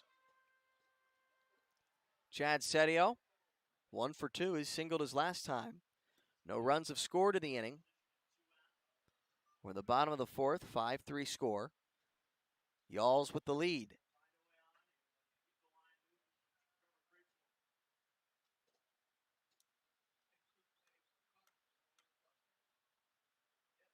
Two home. Curveball misses just in.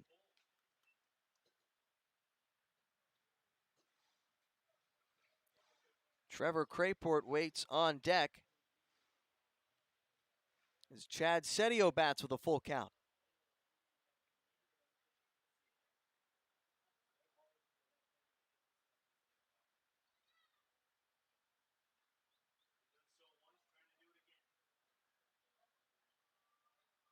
Three-two. Up and in for ball 4. 2-out walk to Chad Setio. Puts runners at first and second with 2 out.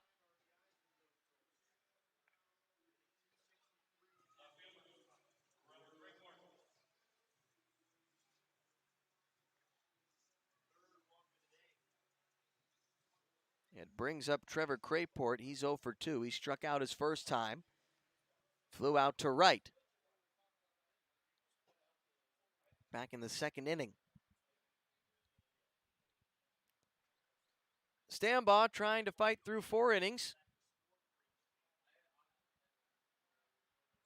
First pitch, ground ball foul. Crayport able to touch up a curveball a little bit.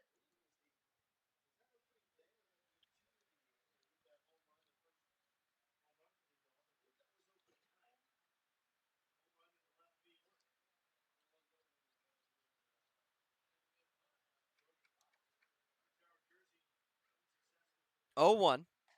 Fastball just misses. 1 ball and 1 strike on the Y'alls cleanup man.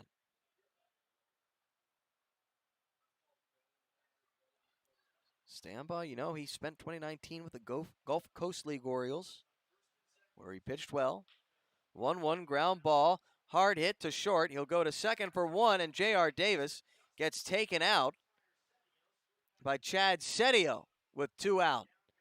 But Davis is up quickly, and he's jogging off the field. Chin raised high. He's not going to show anything as the Y'alls are turned away in the bottom of the fourth. 5-3 our score. Florence with the lead. You're listening to the Otters Digital Network.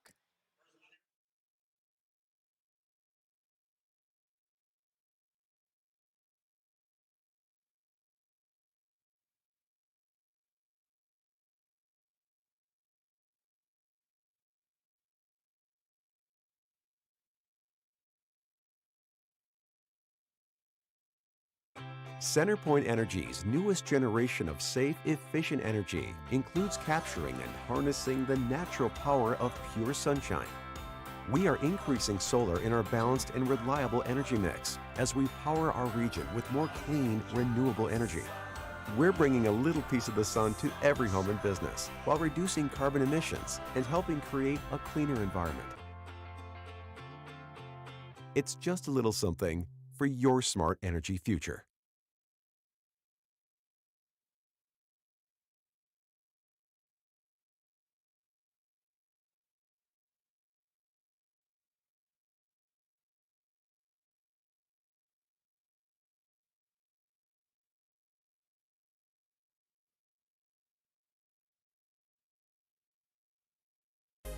Getting ready and keeping fit for baseball season is hard work. That's why you'll find Evan at Bob's Gym.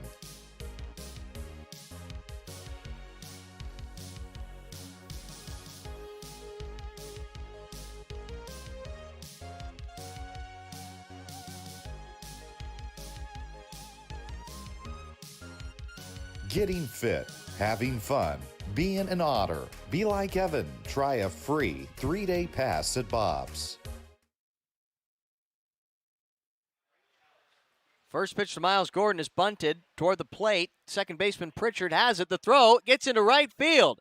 Miles Gordon will be headed to second base. And by the time the right fielder Chad Setio gets to it, Miles Gordon is into second base easily with what will likely be scored, a base hit and an error on the catcher Pritchard. Miles Gordon, the bunt, was pretty close to the plate. It was maybe a little off to the left up the line. Well placed, well timed, and the Otters, after going down 1-2-3 in the fourth, here in the top of the fifth, will have a leadoff base runner. They trail by 2 in a 5-3 game with the Florence Yalls. Ryan Brown with you. They've got Miles Gordon in scoring position for Andy DeJesus, who's 0 for 2 with a couple of fly balls. First pitch misses outside, 1-0. Otters have scored 3 runs on 2 homers. Might call them the pummeling pups.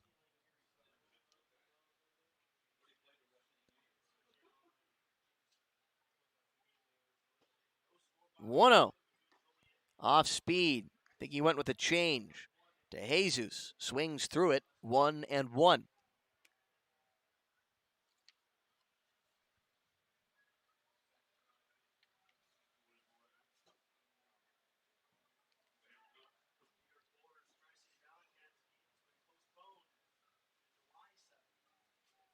One coming. Grounded. Foul at the plate. DeJesus, a native of the Dominican Republic. Fascinatingly, when he came to the States for the first time, as he takes a moment here, might have fouled it off his foot. First went to Fort Dodge, Iowa, to play for Iowa Central Community College. That was the first place he really went stateside to play baseball. He said, I had never heard of Iowa when they found me in the Dominican out of high school. I was happy to play, and then he transferred over to ISU. 0-2 is lined out toward right field. Will it hang up? No, it's going to fall just short of the right fielder for a base hit that puts runners at the corners and nobody out in the top of the 5th inning. Off the bat of Andy DeJesus.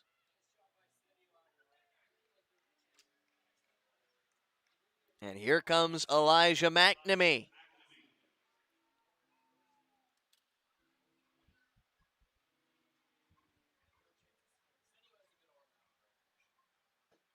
Mcnamee walked his last time and scored on the J.R. Davis 2-run homer.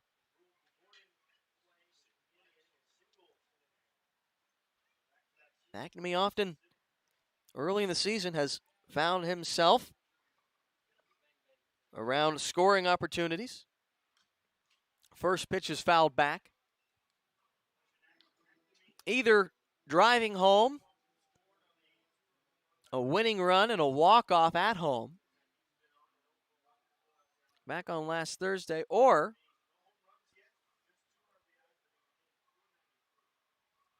scoring a team-high 5 runs, I believe, as DeJesus dives back to first safely on a throw over.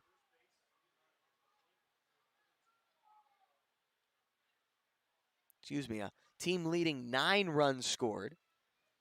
Mcnamee is often in the thick of it. Another throw over, again, DeJesus back safely. DeJesus has stolen 3 bases so far this season. That's tops on the club. First pitch is grounded, speared by the third baseman. He'll throw to second for one. On to first, double play. Taylor Bryant to Harrison DeNicola. On to Jordan Brower. 5-4-3, double play.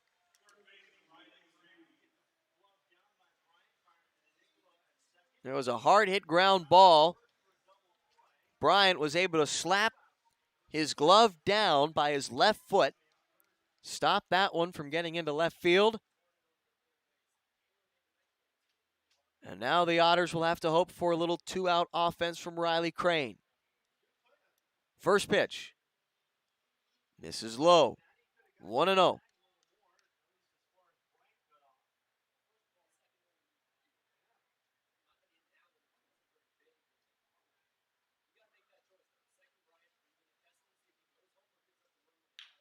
Ground ball ripped off the first baseman's glove down the line and right. One run will score.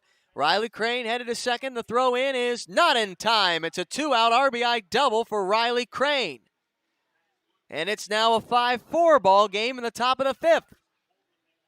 Otters are fighting back. They were down 5-1 the end of the second. J.R. Davis, who comes to the plate now, hit a two-run homer his last time to cut the lead in half. 5-3, and now half it again. It's a 5-4 game.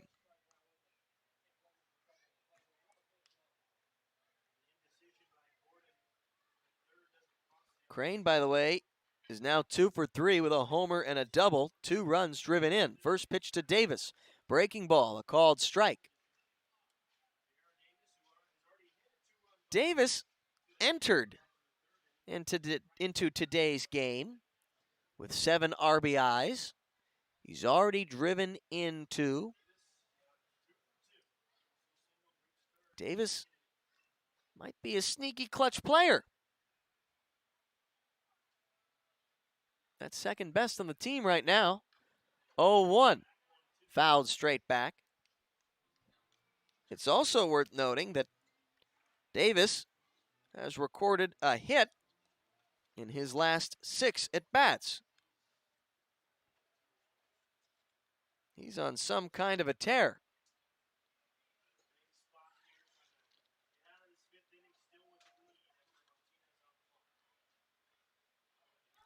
And an 0-2 pitch appealed down to first. As it bounces in the dirt, no swing. 1-2.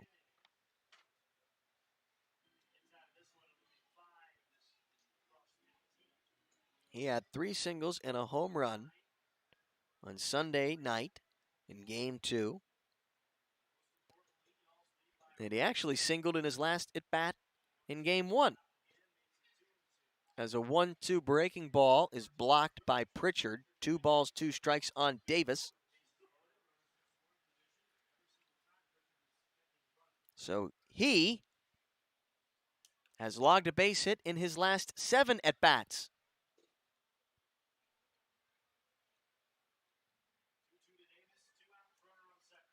Two on its way. That misses outside. Looked like that slider maybe. Coming in at 85 miles an hour from Edgar Martinez. He wanted the call. He didn't get it. Count now full on J.R. Davis. With a runner at second and 2 out. Crane the tying run. Payoff pitch. And it's hit out toward right field. This is going to get over and through. The play at the plate is not in time. J.R. Davis ties the game with a 2-out hit. That scores Riley Crane from second. It's now a 5-5 game in the top of the 5th inning. J.R. Davis is on some kind of a tear.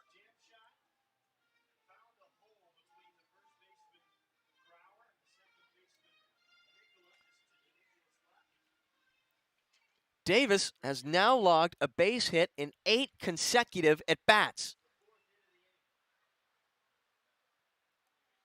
And the Otters have come back to tie this at 5. Now it's Dakota Phillips. First pitch to him. Big swing and a miss.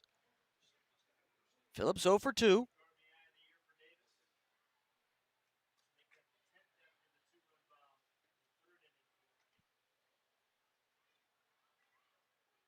Davis off of first. Phillips batting the 0-1. Grounded foul at the plate.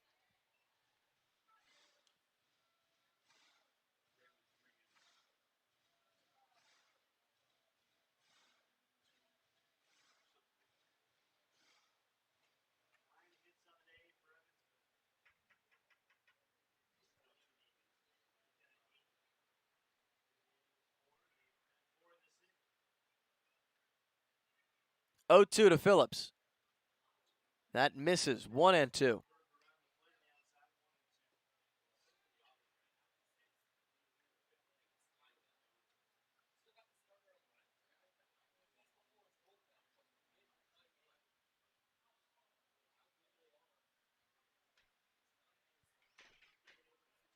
Runner goes, 1-2, swing and a miss for strike 3.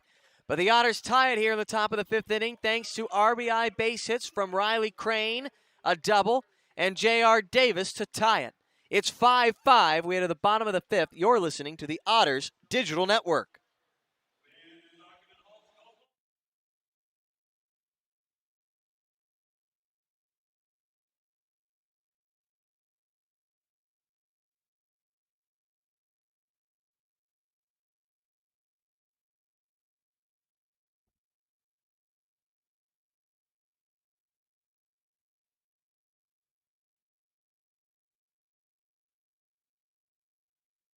Centerpoint Energy's newest generation of safe, efficient energy includes capturing and harnessing the natural power of pure sunshine.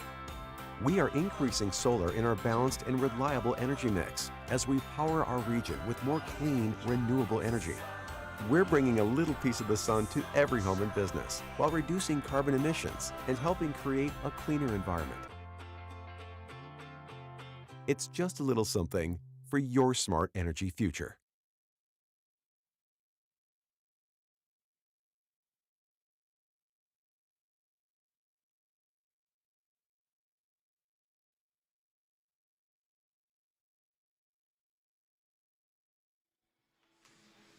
Bottom of the 5th inning in a 5-5 game thanks to Riley Crane and J.R. Davis. Dalton Stambaugh back on the mound. He'll face Harrison DeNicola, Jose Brizuela, and Jackson Pritchard, 5, 6, and 7. And in the bottom of the 5th inning, here on the Otters Digital Network, we are joined by Deputy Commissioner Steve Tassler, who is making his long trip around the Frontier Leagues. Is that right? This is the Grand Tour, one of many. This is one of many, yes. This is the initial tour where in the first 2.5 weeks of the season, I'll be at all 13 of our U.S.-based ballparks. And the first question I want to ask you, Steve, you've been doing this since 2009 as the deputy commissioner. You've been with the league for 25 seasons now. Is that right? 25 seasons. This is 25. Correct. This is 25. So, what is it like? This being the 25th season, coming back after 2020, ground ball, foul off of Harrison DeNicola. What is it like getting back here in the ballpark with fans in 2021? You know, it's amazing. As much as we missed it last year and we were worried about the layoff and how comfortable people would be, how quickly society would resume the group outings, once the first exhibition game came, it was just like we had not stopped playing at all. 1-1 hit out toward foul territory and left. It gets out of play. A lot of the same fans came back. People recognized us. They recognized the ball players. Several ball players that were with the teams in 2019 are back with them in 2021. It's been a really seamless, good way to restart the 2021 season. What were some of the biggest challenges this season to getting back to playing that we might not have thought of? The biggest challenge was, could we start on time? And because you just can't make the decision a few weeks out. It takes many months of planning to get into the start of our season. Sure, 1-2, cut on a miss, strikeout for Stambaugh, first out in the bottom of the 5th. Normally, we try to release our schedule at least internally to the teams by October 1st, leading into the upcoming season. October, we still had no clue what was going to go on. Our goal was February 1st. We had it internally February 1st, and I think we had a public around the 15th of February. But even then, it was still a large guess of how is it going to look in 90 days when the weather warms up, as vaccines begin to get produced, how quickly can they get distributed, how comfortable are people going to be with the vaccine process. all that was unknown. So really, it was just a giant guess This fouled off by Jose Brizuela. that Memorial Day weekend would be a good starting point. So, yeah. go I was ahead. looking please. at it now. We may have been able to go a week earlier, but there was just so much unknown. We thought Memorial Day, starting the Thursday, holiday weekend would be a good way to launch 2021. So, another interesting part of this 2021 season, which had to be a challenge in its own right, but an exciting challenge for how great it is for the Frontier League, is it's now the first season when we've been able to welcome in the Can-Am teams into the Frontier League. Correct. 5 of the former Can-Am clubs did join the Frontier League for the 2020 season, which got suspended. They didn't get to play. Then after the 2020 season would have ended in September, we added a new group in Ottawa that was not any association with the former team, but we added a new group in Ottawa. And then in late December, early January, we added the Tri-City Valley Caps to pump us up to 16 clubs. The 0-2 is hit out toward left field, calling off the left fielder Henderson as to Jesus, 2 gone. So everyone was so excited. We got tremendous coverage. We got tremendous excitement in all our markets and throughout baseball when we announced that we were adding those former Can-Am clubs in October 2019. Had the schedule. Everyone was going to play everybody else. You were going to see, I think, 11 of the 13 teams are going to visit your ballpark. You were going to visit 11 other ballparks, but you still would play every single team. And then COVID hit, and all that got wiped out. Now Jackson Pritchard batting. So one of the challenges of this year is we didn't know, like I said, how quickly things would get back to normal, and would we have the same issues that Major League Baseball had in spring training, that the NBA had, the NHL had, where they had to cancel some games or move things around. I think the St. Louis Blues played the Phoenix Coyotes 8 consecutive games because of other COVID-related postponements. Protecting ourselves against that, the easiest way 1-0 in first strike. Easiest way to do that was to do as regionalized scheduling as possible. The benefit is you're close to your home, you're close to your opponents at all times, so if something did happen and Evansville couldn't come to Florence, we could turn around and send them to Southern Illinois within a few hours' notice, easily. Sure. If you're going to New York, it's a lot more challenging. 1-1 misses away. Now, again, the way things wound up playing out, we probably could have done the full crossover scheduling and had the Midwestern teams play the East Coast teams throughout the season. Again, we just didn't know. We took the safest possible route.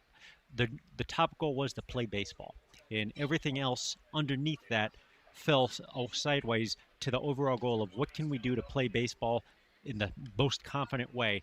So the regionalized travel, and it's disappointing. I was with the Northeastern teams all last week. They had the same opinion. They were so excited to have new clubs and new markets come into their ballpark, but they fully get that we still have the COVID hangover. It's still going to take a while. Well, to your credit, and the 2-2 coming with 2 out, misses inside 3-2. To the Frontier League's great credit, unlike some of those other leagues who had to start up, no games postponed due to COVID. No games postponed due to COVID. We only had one cause of concern. It was during the initial check-in, a player on one of our clubs showed symptoms, failed the rapid test, but when he took the standard 24-hour test, later that day, that came back negative. It was a false positive on the rapid test. That's the only issue we've had all year. 3-2 is hit out toward left, and that is an unbelievable testament to what the Frontier League's been able to do, and so great that we're back here watching baseball live and in person. I mean, honestly, it's a testament to the ball players for taking it seriously, following the protocols, being safe all leading into spring training, and watching themselves during spring training at the start of the season.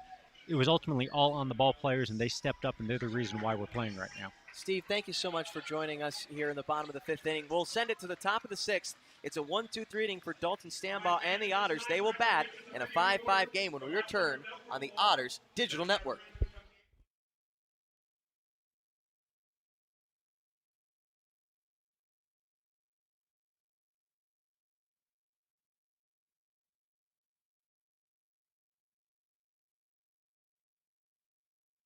Centerpoint Energy's newest generation of safe, efficient energy includes capturing and harnessing the natural power of pure sunshine. We are increasing solar in our balanced and reliable energy mix as we power our region with more clean, renewable energy. We're bringing a little piece of the sun to every home and business while reducing carbon emissions and helping create a cleaner environment. It's just a little something for your smart energy future. Getting ready and keeping fit for baseball season is hard work. That's why you'll find Evan at Bob's Gym.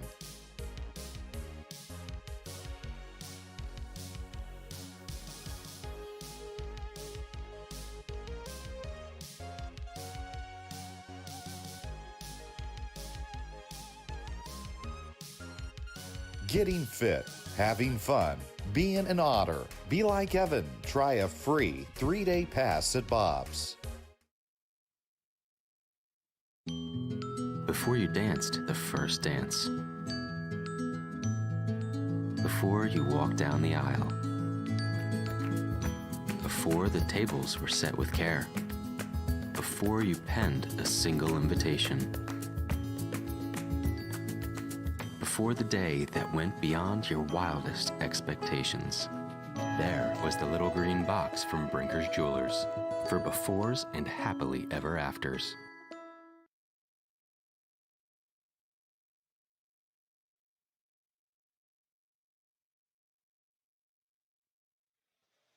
Top of the 6th inning.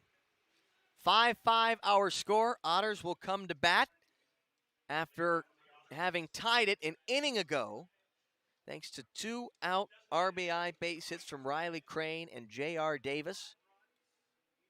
They face a new pitcher on the mound as Edgar Martinez. His night is done. It's Alex Wagner, right-hander who enters. In his 4th appearance, he's thrown 7 innings, giving up 3 runs on 8 hits, striking out 8 and walking just a batter. First pitch strike on Bryce Denton. Wagner, though, has taken a loss. He is 0-1 on the season, as it's an 0-1 count on Bryce Denton. 0-1 curveball, misses low. Wagner, 6'4", 205 pounds, 23 years old, a Westchester, Ohio native. Last played for the Florence Yalls.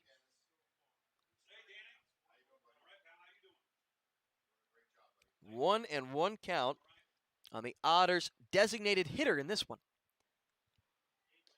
Misses outside with the fastball, 2-1. Denton 1 for 2. He singled his first time up. Want to make sure we thank Deputy Commissioner Steve Tassler for joining us a half inning ago. Ground ball to the left side and off the glove of the third baseman Taylor Bryant as he was moving toward the hole. It gets into left field. Bryce Denton is aboard to lead off the top of the 6th inning.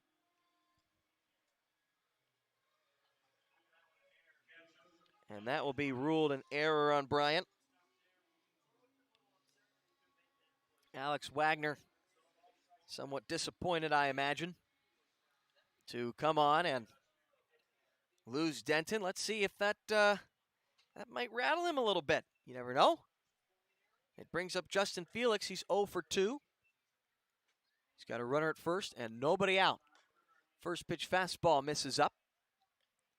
High scoring game in the top of the 6th. 5-5. Otters have already collected 9 hits. They entered play with the most hits, the most runs scored, and the most RBIs in the entire Frontier League.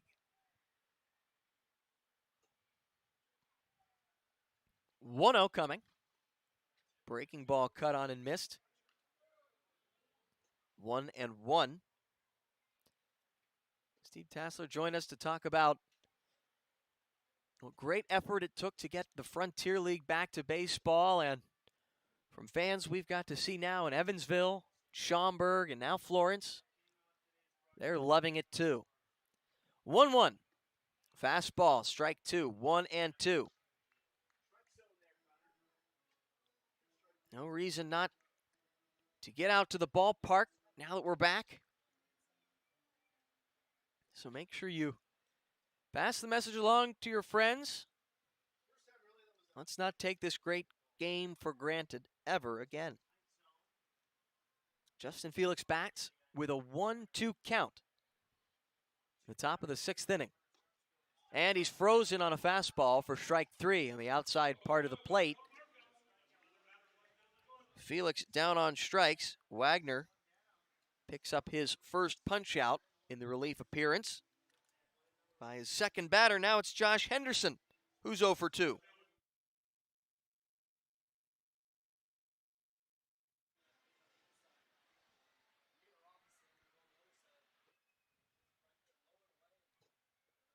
Henderson grounded out to first his last time. He tripled back in Game 2 of the doubleheader Sunday night. Ground ball to the right side and through the hole. It gets into right. There will be runners at first and second with only one out in the top of the 6th inning. That go-ahead run now in scoring position here as the lineup turns over.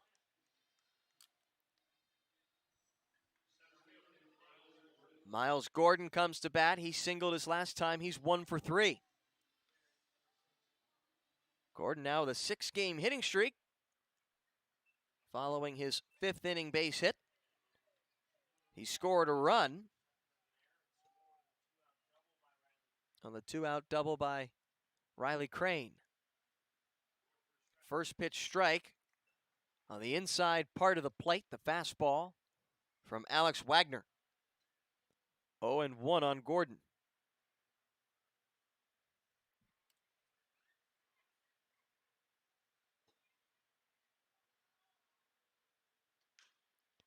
Grounded foul of first.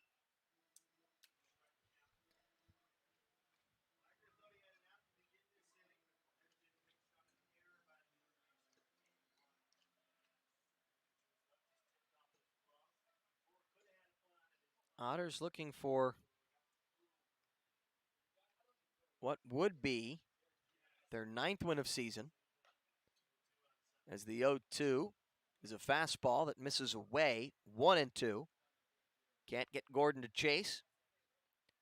And it would send Florence to a 9-3 record, tying the two teams atop the West Division. 1-2 on its way.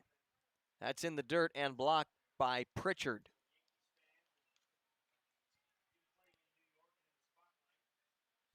Gordon, the former Reds farmhand, batting here in Florence, Kentucky. Just about 25 minutes southwest of Cincy. 2-2. Goes off speed, it misses low.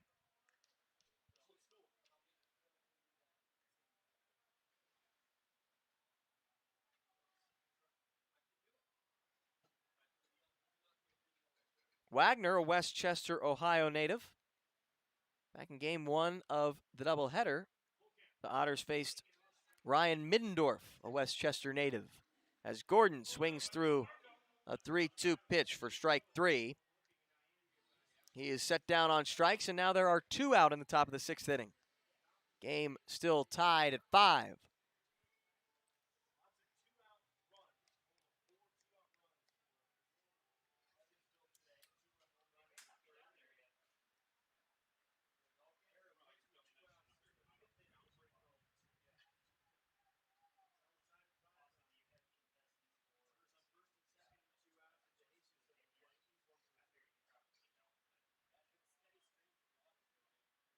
Runners at first and second, 2 out. First pitch to DeJesus. Breaking ball misses in. DeJesus is 1 for 3. He's flown out twice. Singled his last time and was erased on a 5-4-3 double play. Wagner comes set, checks the runner. 1-0 is in the dirt. Pritchard can't find it, so both runners will advance on a wild pitch. Denton into third as Josh Henderson heads to second.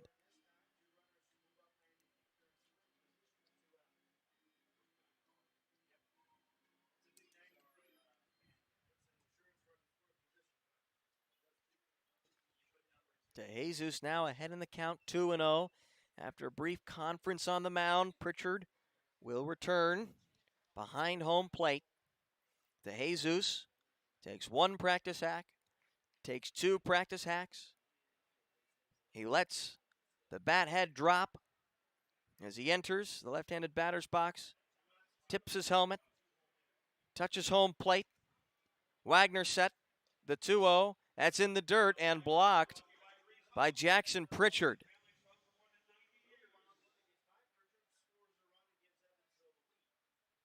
DeJesus now ahead in the count 3-0.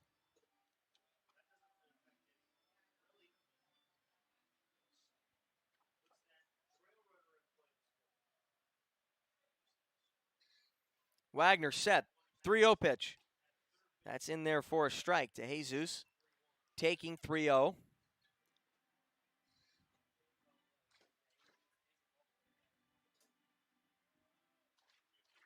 Not much room to put him.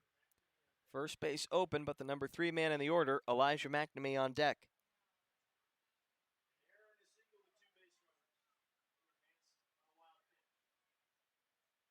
Three balls, one strike. And swinging and fouling off a fastball is DeJesus. 3 balls and 2 strikes. Sun just beginning to set here at Y'all's Ballpark.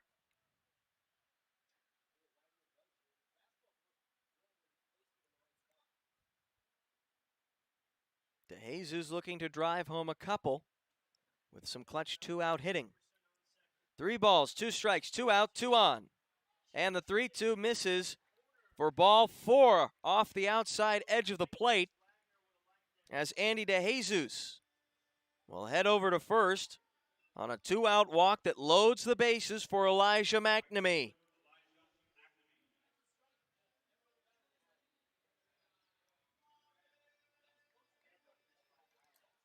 Mcnamee hit it hard as last time, but grounded into a double play, 5-4-3. He walked back in the 3rd inning.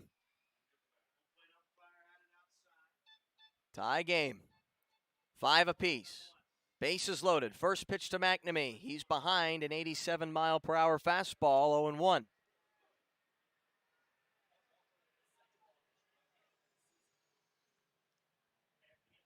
Denton, having reached on the error, he's off of 3rd. Henderson, off a base hit off of 2nd. DeJesus the walk-off first. 0-1.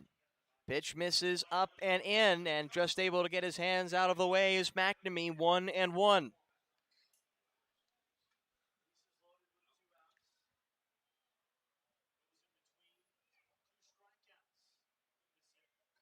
Wagner has given up a home run already this season. This is his 4th appearance. 1-1. Breaking ball misses in. Can't front door it into the strike zone. Now a 2-ball, 1-strike count on the former Mississippi State Bulldog, Elijah Mcnamee.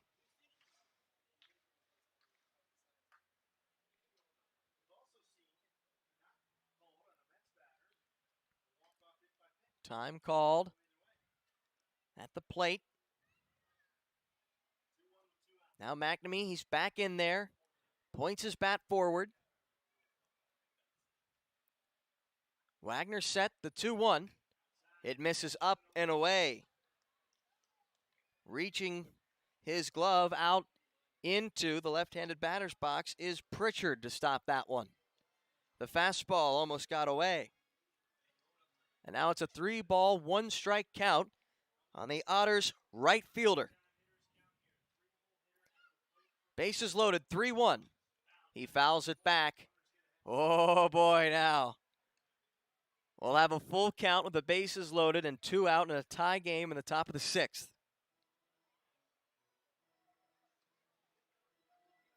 Eli's coming. If you're a fan of Three Dog Night.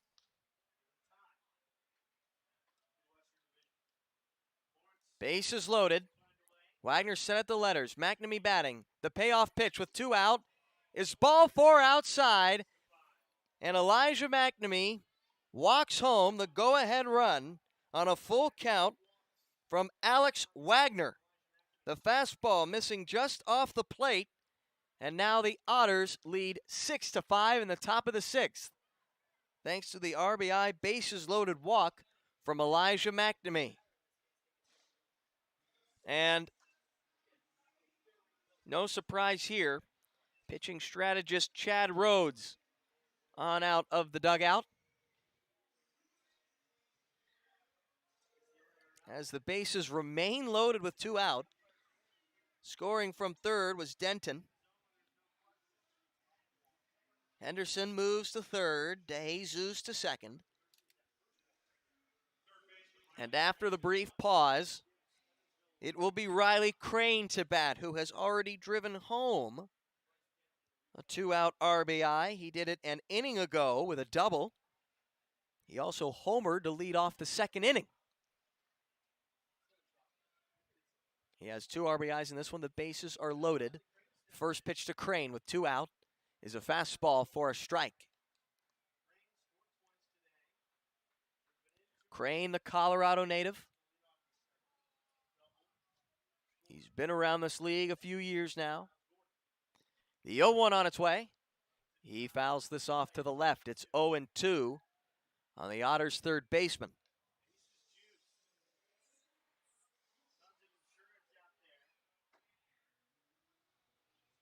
Otters have come back from a 5-1 deficit. After the second inning, they now lead it 6-5 in the top of the 6th. The bases are loaded. There are 2 out. Alex Wagner's on the mound. He's ahead in the count, 0-2. The pitch is hit. A hard one-hopper to the second baseman. The hop is true on turf as Harrison DeNicola goes the short way to Lewis Pinter at second for a 4-6 fielder's choice. But the Otters get a run on the bases loaded walk to Elijah Mcnamee. They now lead it 6-5 as we head to the bottom of the 6th. You're listening to the Otters Digital Network.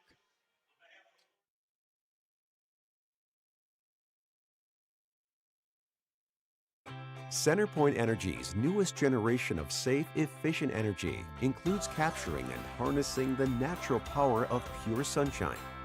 We are increasing solar in our balanced and reliable energy mix as we power our region with more clean, renewable energy. We're bringing a little piece of the sun to every home and business while reducing carbon emissions and helping create a cleaner environment. It's just a little something for your smart energy future.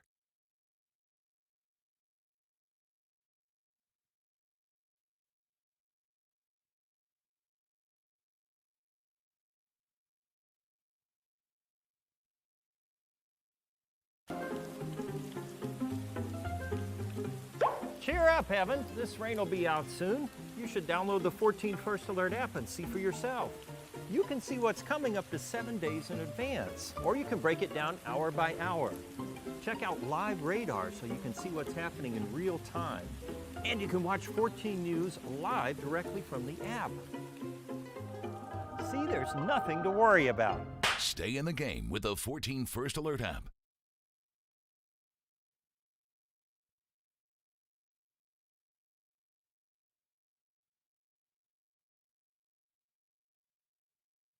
Centerpoint Energy's newest generation of safe, efficient energy includes capturing and harnessing the natural power of pure sunshine. We are increasing solar in our balanced and reliable energy mix as we power our region with more clean, renewable energy. We're bringing a little piece of the sun to every home and business while reducing carbon emissions and helping create a cleaner environment. It's just a little something for your smart energy future.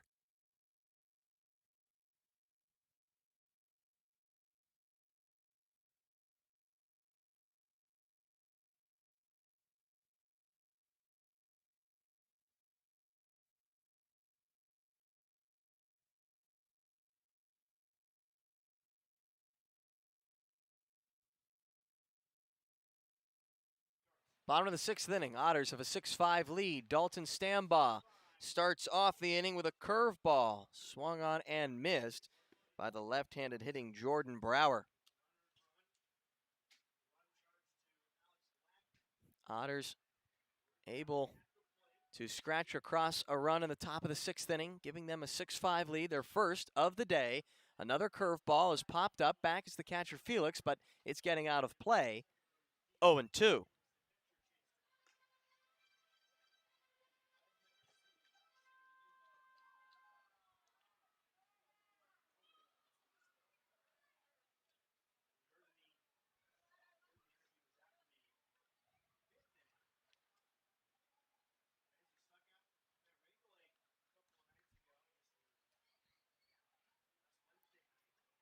Stambaugh out for a 6th inning of work.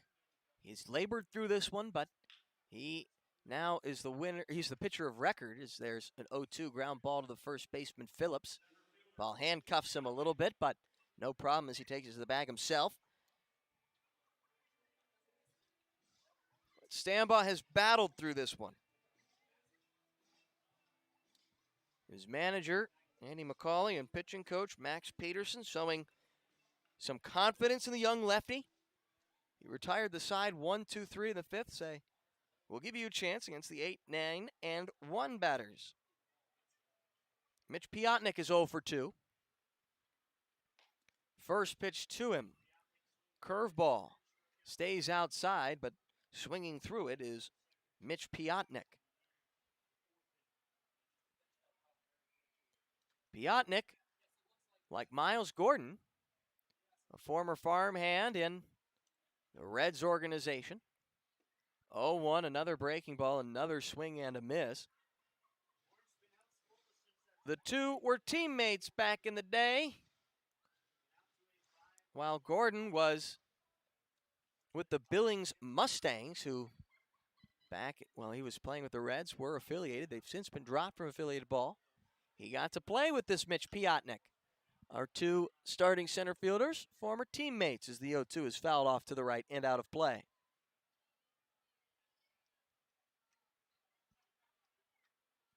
It wasn't the only player of note that Gordon got to play with in Billings back in 2016.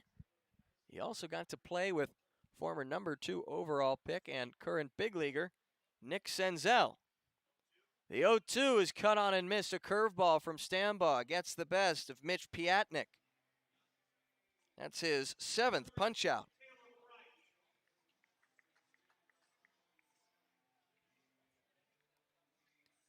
And when you know it, Stambaugh has just retired 6 in a row. But as the lineup turns over, it looks like Max Peterson is out of the Otters dugout, and he will receive the baseball from Dalton Stambaugh, who did a fine job of, after allowing runs to score in the first 2 innings, 5 runs. He worked around base runners, and he worked through some trouble early on to put up 3 full scoreless frames and leave in the bottom of the 6th inning with 2 out and nobody on base. We'll have a new pitcher to tell you about when we return on the Otters Digital Network. Evansville leads Florence 6-5.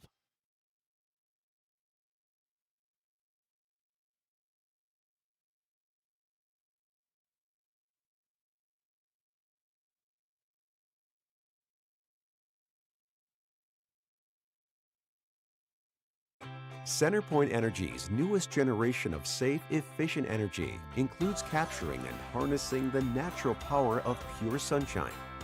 We are increasing solar in our balanced and reliable energy mix as we power our region with more clean, renewable energy. We're bringing a little piece of the sun to every home and business while reducing carbon emissions and helping create a cleaner environment. It's just a little something for your smart energy future.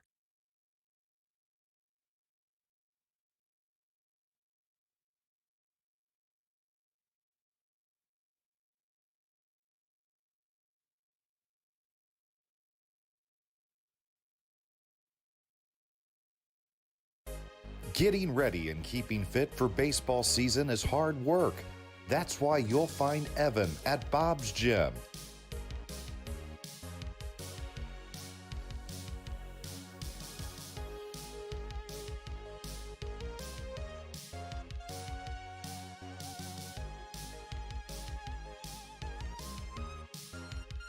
Getting fit, having fun, being an Otter. Be like Evan. Try a free 3-day pass at Bob's.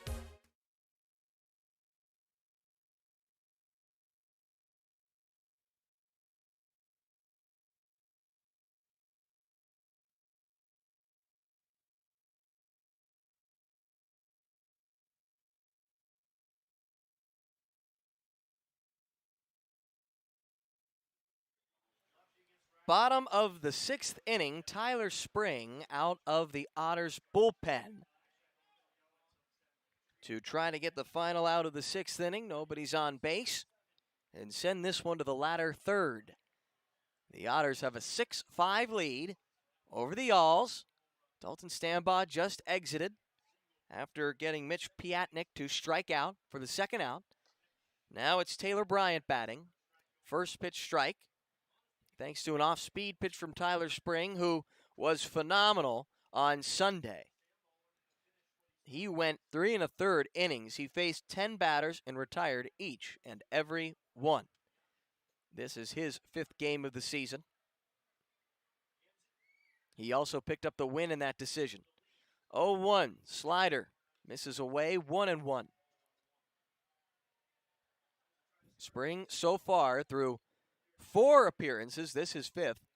He's thrown 7 innings, he's struck out 3, he's walked 1, allowed 2 hits, has not given up a run, and has already earned 2 winning decisions.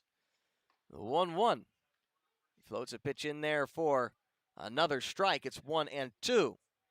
Spring earned his first win on opening night in Schaumburg and got his second back in Game 2 this past Sunday night. His first 2 professional wins after pitching at the University of Southern Mississippi back in 2020. 1-2, breaking ball. And the Otters were walking off the field as they thought they had Taylor Bryant down on strikes to end the inning. They'll have to do it again with an even 2-2 count.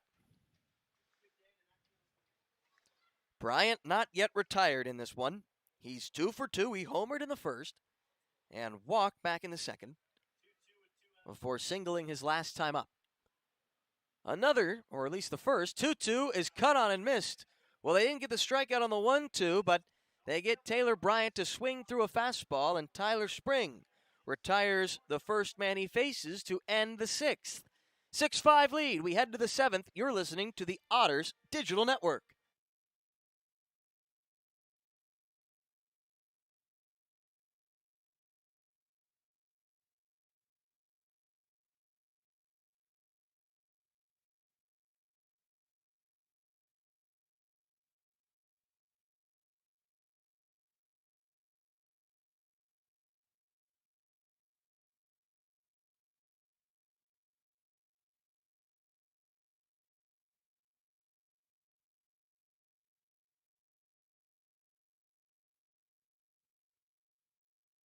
Centerpoint Energy's newest generation of safe, efficient energy includes capturing and harnessing the natural power of pure sunshine.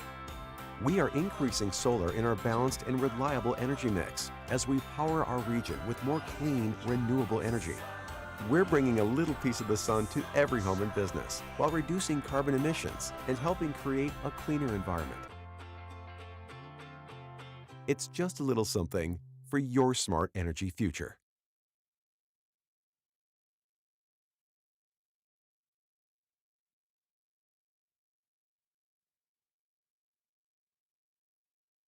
If you're looking for a liquor store in Evansville, look no further than Liquor Locker. The Liquor Locker has the best selection at the best prices, including the largest craft beer and bourbon selection in the area. Our friendly and knowledgeable staff will help you find the beer, wine, and liquor you need for any occasion. And check out the fine selection of cigars at all Liquor Locker stores. Liquor Locker is now open Sundays 12 to 8 p.m. and offers citywide delivery. Visit one of our 10 conveniently located stores in the Evansville area today. There is always something for everyone at the Liquor Locker.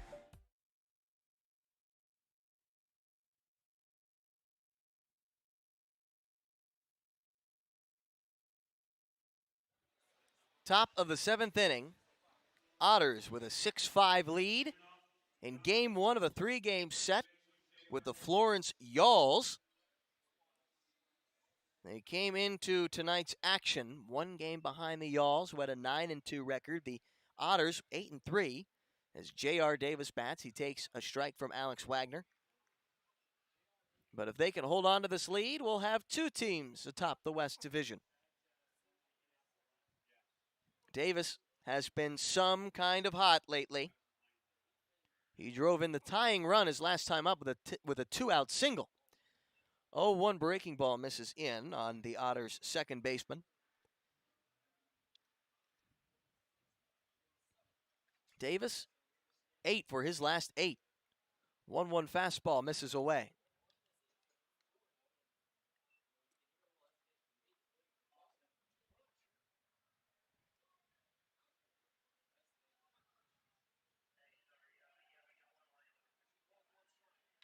And this is ripped to the right side. Would you believe it? J.R. Davis is 9 for his last 9 with a 4-for-4 performance. What can't this guy do?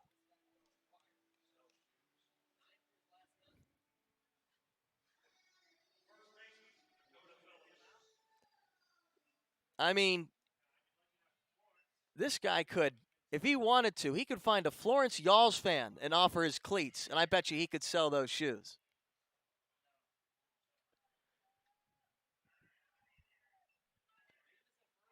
And he considers going on the first pitch here to Dakota Phillips, but he breaks it down quickly. Phillips 0 for 3.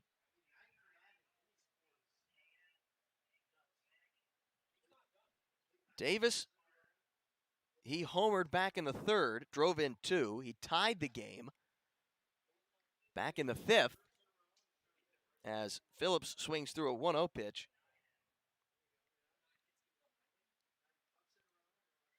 The former Washington Wild thing is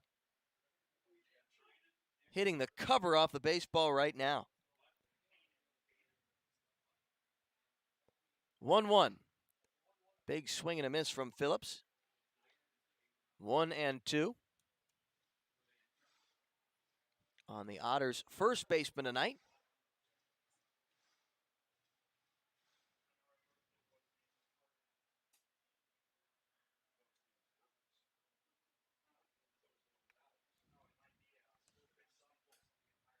Davis off first, nobody out. Phillips batting with a 1-2 count in the top of the 7th. Pitch on its way. He hits this well out toward left center field.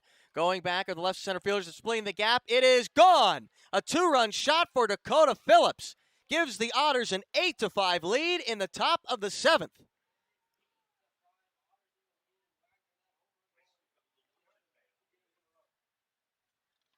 Dakota Phillips with his second home run. 2 home runs in 2 days for Phillips. He homered in Game 1 of the doubleheader Sunday. He has now given the Otters an 8-5 lead as he takes a pitch the other way for a 2-run homer here. And the Otters have now hit 3 dingers in this one. We've seen 5 total. Now it's Bryce Denton who lines one into center field. The first pitch he sees, Denton aboard with a 1-out single.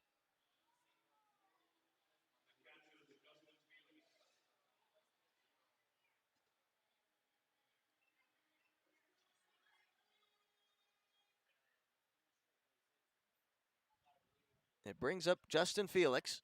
He's 0 for 3. Well, this is an impressive turnaround for the Otters.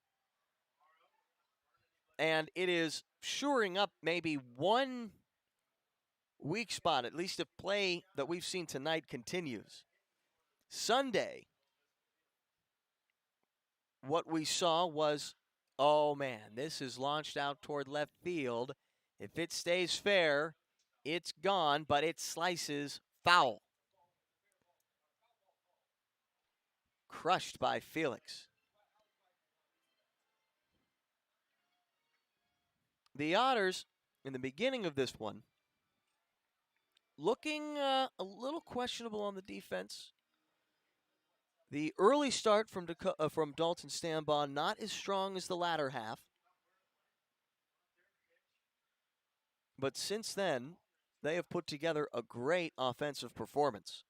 0-1, again hammered out toward left field, and looking up, off the top of the wall is the left fielder, Trevor Crayport, and Dakota Phillips will head to third. Excuse me, that's wrong. Dakota Phillips homered. Bryce Denton will head to third as Justin Felix is into second base with a double that puts Denton at third with nobody out.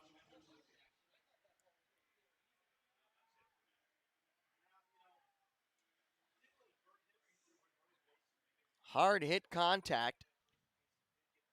J.R. Davis, Dakota Phillips, Bryce Denton, Justin Felix, all recording base hits off of Alex Wagner.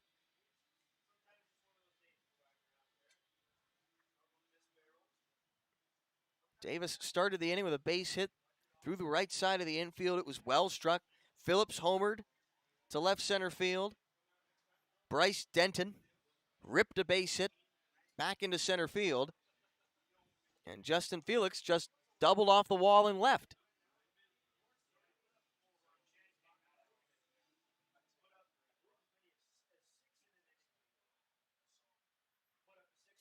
Otters have 8 runs on 13 hits. They scored 9 runs in Game 2 of the doubleheader on Sunday on 16 base knocks. Ground ball, high chopper to second. They'll have no choice but to go to first as Josh Henderson, on the first pitch he sees, drives in the 9th run the Otters have scored. As Bryce Denton scores from third, 3 runs home in the inning. An RBI ground out for Josh Henderson gives the Otters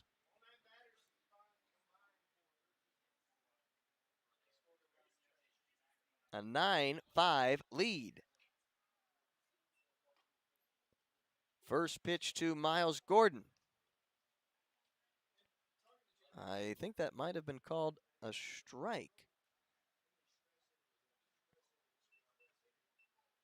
As the umpire will, clarify. He did call a strike on Gordon. The 0-1 misses outside. 1 out. Runner at third. Honestly, kind of surprised the infield was not playing in. Back when Henderson was batting, runners at second and third, nobody out. They're still not. The corners are in, but the middle infielders are playing back. At least they were a moment ago. From the looks of it, it's now a 2-1 count on Gordon. Corner infielders about even with their bags. Middle infielders playing back. The 2-1 misses low.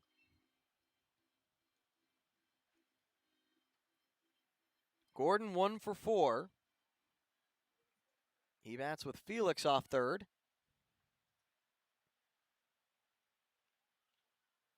Three-1. He fouls this back. Again, it's interesting, the language here. Are you saying that you would trade an out for another run?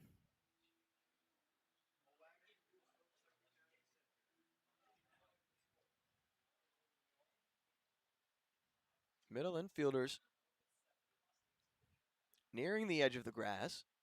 3-2 count on Gordon, the pitch. He takes this out toward center field. This should score another run. The center fielder might not have it. He finally picks it up. Coming in, the throw to the plate is close, but sliding headfirst safely is Justin Felix. It's an RBI sacrifice fly from Miles Gordon and a 10-5 lead for the Otters in the top of the 7th.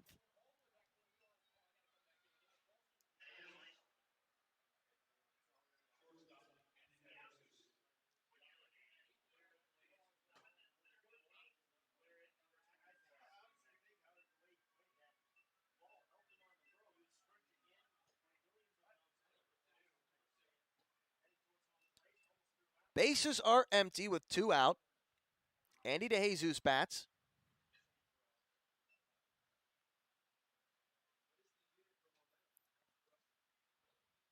Catcher Pritchard and Wagner will look to get situated here as Wagner steps off the rubber. First pitch to Gordon, runs in, almost gets a piece of him with the fastball. Gordon will take some time to walk around the home plate circle.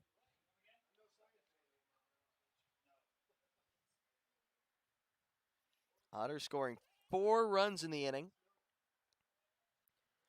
2 on a Dakota Phillips home run to left. 1-0. This is lined into right.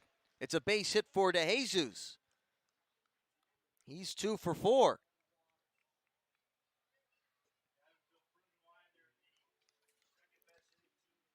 It's now the 6th hit allowed by Wagner in the inning.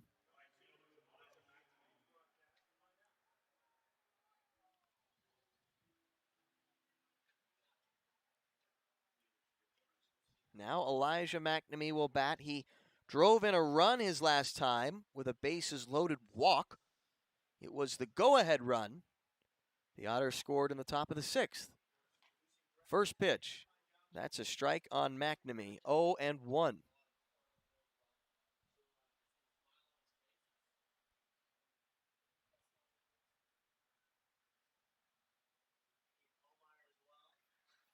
Mcnamee 0 for 2, but he's been on base a couple of times with 2 bases on balls. 0-1 breaking ball in there. 0-2 on Mcnamee.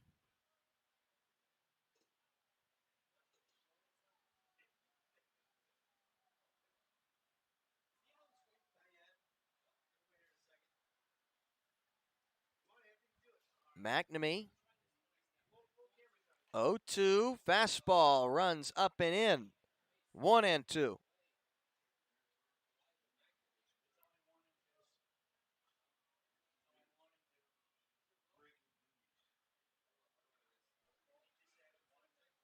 Mcnamee, the Cypress, Texas resident, batting with a runner at first, 2 out, and a 2-2 count here in the top of the 7th. He fouls this off to the right. Hit it hard, but out of play.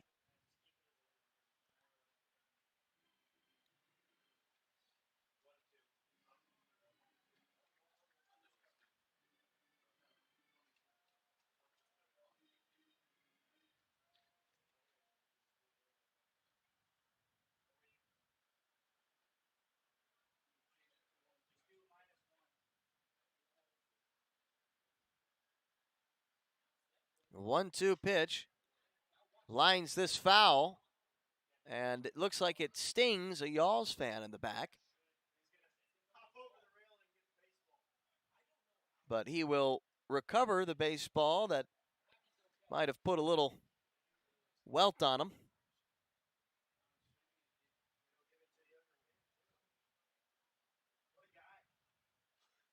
Count still at 1-2. Mcnamee, the pitch bounces in the dirt and goes over the catcher Pritchard. DeJesus will head into scoring position now.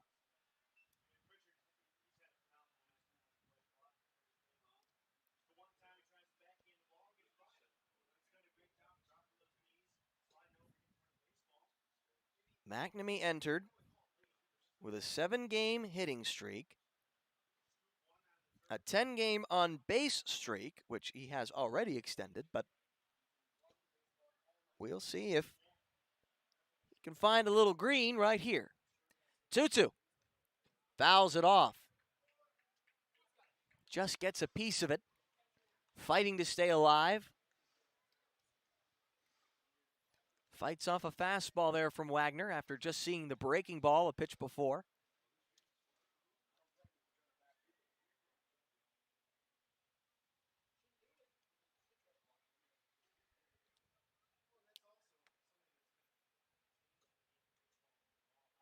Otters lead 10-5 in the top of the 7th. Pitch to Mcnamee, grounded to the diving shortstop to his left. The throw to first. A pretty play by Luis Pintor. Full extension dive to his left robs Elijah Mcnamee of a base hit and the Otters of their 11th run. But they score 4 in the top of the 7th. It's now a 10-5 ball game. We head to stretch time in Florence. You're listening to the Otters Digital Network.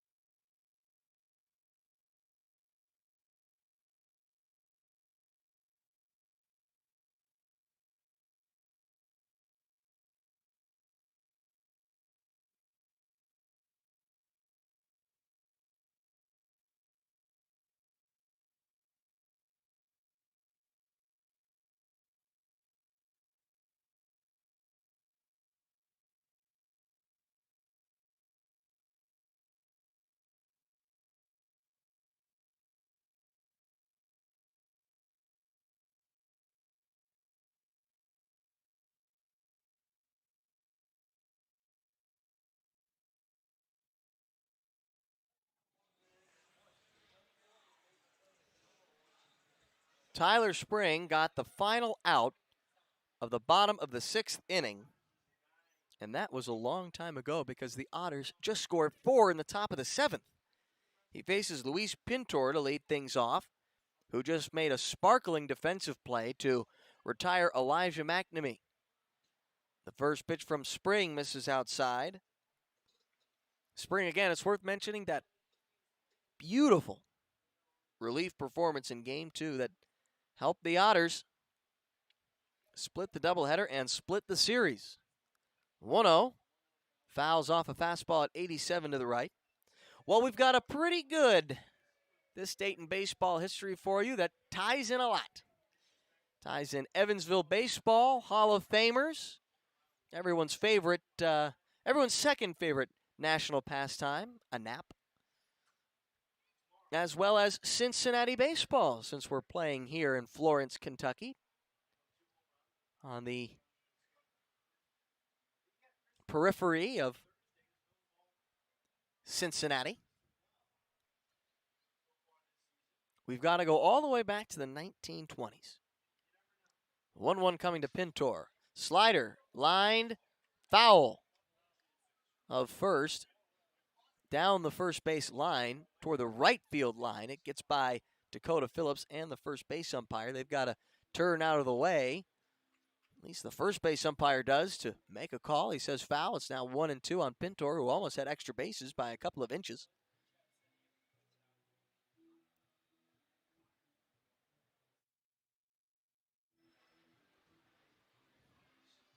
Well, the figures that we have in our story are a Hall of Fame center fielder who played baseball for the Evansville River Rats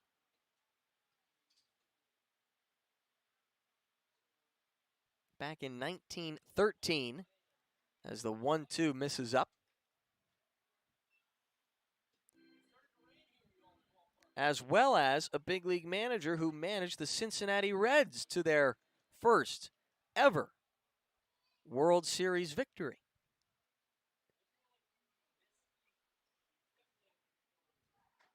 Two. Another breaking ball. This misses just outside, 3-2. Correction, that one slapped the leather pretty hard. I think it might have been a fastball.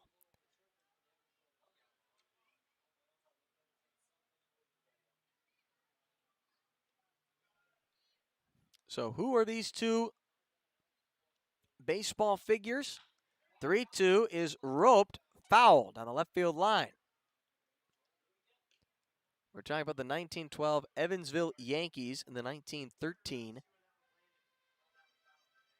Evansville River Rats. Now, this was before the days of Bosse Field by a couple of years, when future Hall of Famer Ed Rush played ball along the Ohio.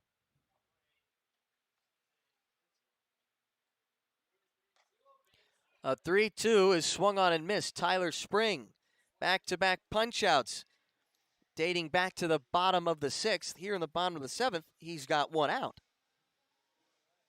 Well, this was back when Ed Rush, the future Hall of Famer, would have played at the Louisiana Street grounds, which you can no longer find, but you can walk by if you have a good guide. He was playing a game in 1920 for the Cincinnati Reds.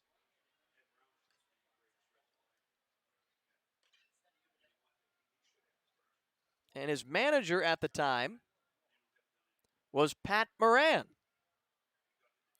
who led the Cincinnati Reds to their World Series win, their first. Chad Cedillo batting. He takes a strike on a 1-0 change, 1-1. Back in 1919, well, of course, you know that's the infamous Black Sox scandal. Back in 1919, Black Sox threw their game. Well, Pat Moran was the winning manager for the Reds in 1919. 1-1 fastball misses in. And he was managing Ed Rush and the 1920 Cincinnati Reds went after a lengthy argument about a questionable call of a ground ball double over third. as the 2-1 is fouled at the plate. Reds manager Pat Moran and several players finally begin to return to their positions. Now, just how long was this debate? Well, Cincinnati Reds center fielder Ed Rush and former Evansville baseball player, who grew bored after a few minutes of the prolonged debate, decided to nap on the outfield grass and got ejected for a delay of game when he did not wake up promptly. So how do you like that? Have you ever heard of someone getting thrown out of a game for napping? The 2-2, Spring misses high. A 3-2 count now. So that was former Evansville River Rat and former Evansville Yankee Ed Rush and future Hall of Famer back in 1920 on this date. 3-2, swing and a miss with the fastball. Chad Cedillo goes up the ladder for it. Does not come up with any contact. Now 3 straight strikeouts for Spring out of the bullpen. And the phrase hot hand here is a bit of an understatement. Again on Sunday, 3 1/3 consecutive innings. 3 1/3 innings of perfect relief baseball. Trevor Crayport bats and he takes a strike.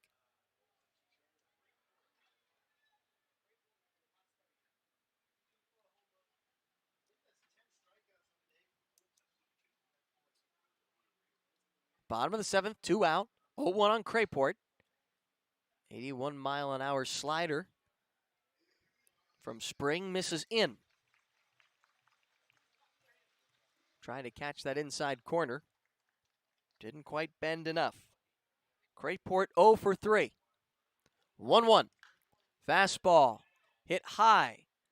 Out toward, believe it's foul territory and out of play and left. Now the count is 1-2. Spring looking to strike out the side and send things to the 8th. Otters lead by 5 in a game in which they trailed by 4.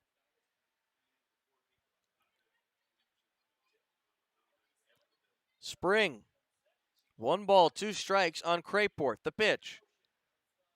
Slider misses just off the plate. 2 balls and 2 strikes now on the Y'all's left fielder and cleanup man. Another 2-strike pitch from Spring. And another slider misses outside. Coming across at 80 on the gun.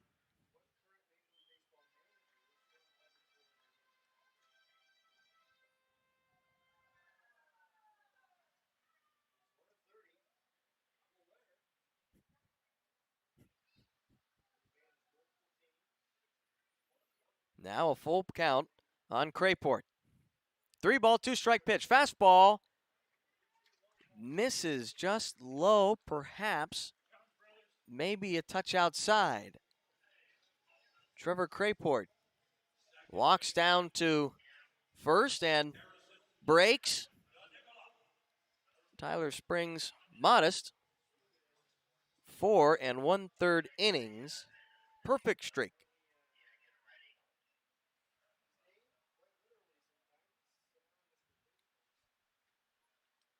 Now it's Harrison DeNicola. He's 2 for 3. First pitch he sees is swung on in the dirt.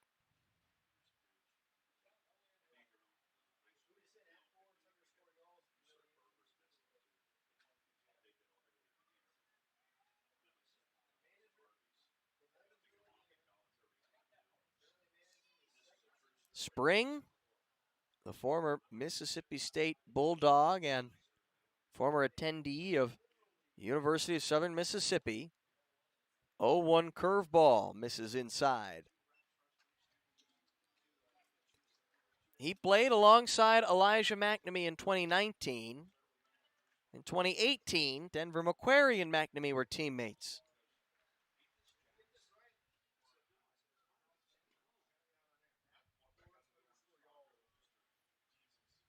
One, runner goes, And it's up toward DeJesus, who's going to cover the runner, but he grabs it right in front of the bag on a short hop and tosses on to first for the final out of the 7th.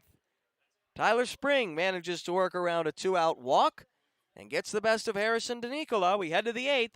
10-5 our score on the Otters Digital Network.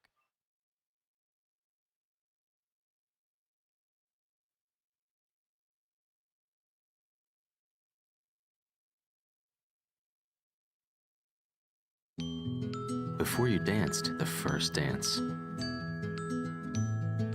Before you walked down the aisle. Before the tables were set with care. Before you penned a single invitation. Before the day that went beyond your wildest expectations.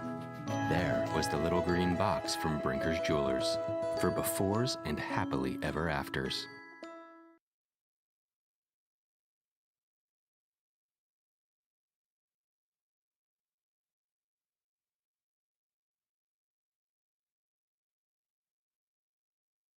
Looking to buy a new home? We've got a sweet deal for you. Get a home sweet home mortgage loan from Heritage Federal Credit Union and get a great low rate, plus get $500 cash back. That's right. Get a great low rate on your mortgage loan and get $500 cash back. Apply at Heritage Federal Credit Union, where the mortgage loans are sweet and the service can't be beat. Get your $500 cash back today at your local HFCU branch or apply online at hfcu.info/mortgages.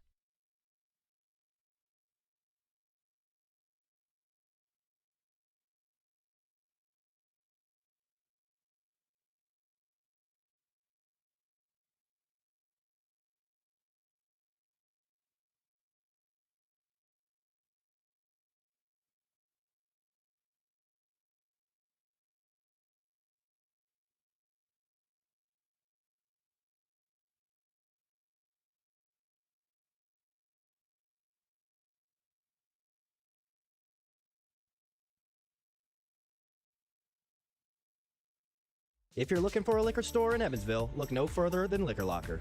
The Liquor Locker has the best selection at the best prices, including the largest craft beer and bourbon selection in the area. Our friendly and knowledgeable staff will help you find the beer, wine, and liquor you need for any occasion. And check out the fine selection of cigars at all Liquor Locker stores. Liquor Locker is now open Sundays 12 to 8 p.m. and offers citywide delivery. Visit one of our 10 conveniently located stores in the Evansville area today. There is always something for everyone at the Liquor Locker.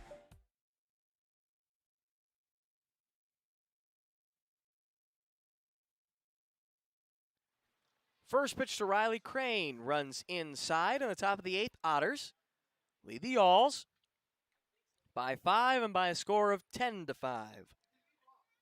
Riley Crane, he's 2 for 4. He's homered and doubled.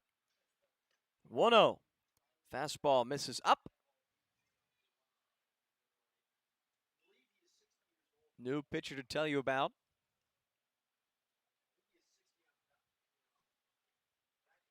Right-hander for the Yalls. As the 2-0 misses outside, it's Joe Doherty, the 6'3", 215-pound right-hander.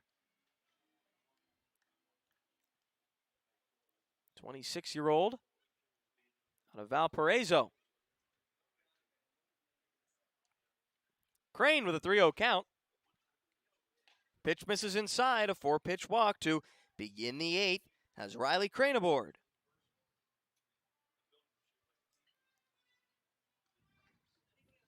I want to remind you, you can follow the Otters on Facebook, Twitter, and Instagram.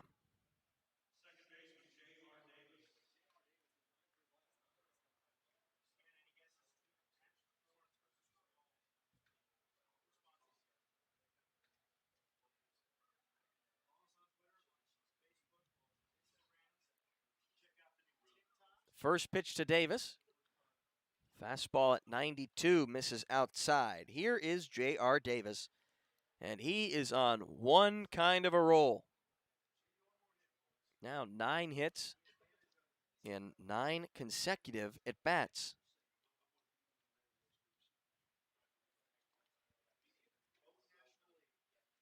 1-0.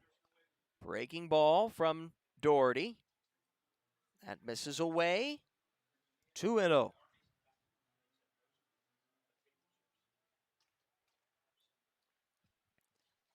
The Otters, the top of the 8th year with a 5-run lead, this would be their largest come-from-behind victory yet of the season.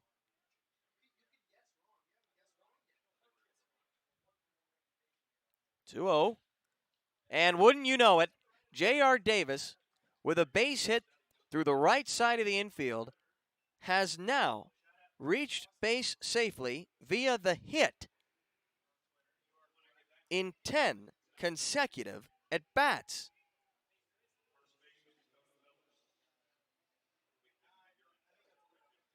I think it's fair to say he's feeling pretty good at the plate. What a role for the Vallejo, California native.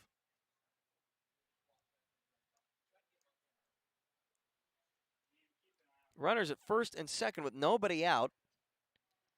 J.R. Davis now 5 for 5 tonight. Dakota Phillips homered his last time. Fastball misses in at 89 from Doherty.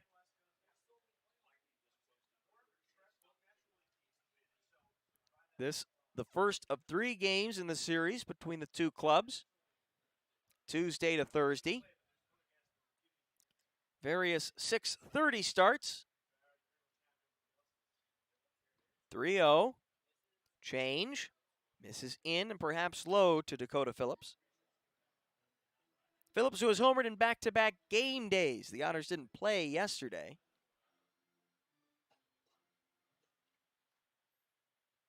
But they last played on Sunday, and he homered in game 1 of the doubleheader then. 3-0, and the pitch misses inside, but nope. This is what we suggested, or at least inferred as possible. I believe it was the third base umpire who issued a balk right when that pitch was about to be thrown. So it'll be a 3-0 count on Dakota Phillips following the balk, which allows Crane to go to third and J.R. Davis to go to second. The balk called on Joe Doherty. First the Otters have seen this season.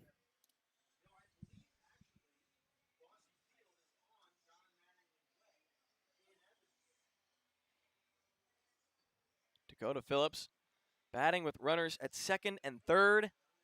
A 3-0 count.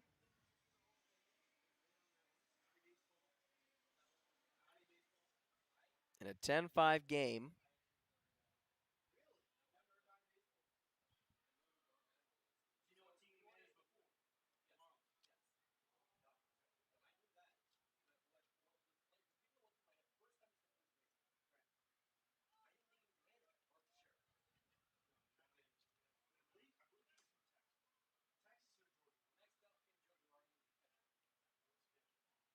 (3-0) to Phillips. Misses inside. Sorry, that was a 2-0 pitch, a 2-0 fastball that misses in. It is now 3-0 on the Otters' first baseman.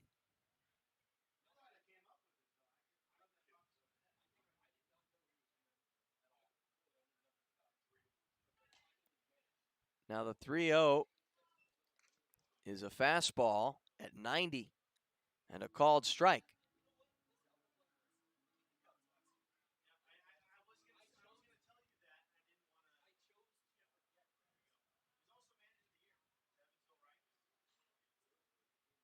(3-1) coming. That misses in, ball 4. Now on Dakota Phillips. Bases will be loaded with nobody out. A leadoff walk, then a base hit from J.R. Davis. And another walk to Phillips brings up Bryce Denton with the bases loaded. He's 2 for 4 today, and he scored a couple runs.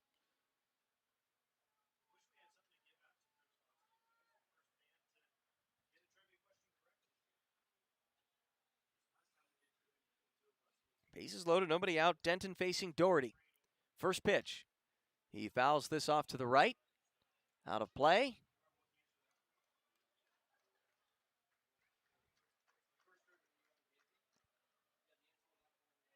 Now the Otters, if we went back in time, have won a number of come-from-behind victories.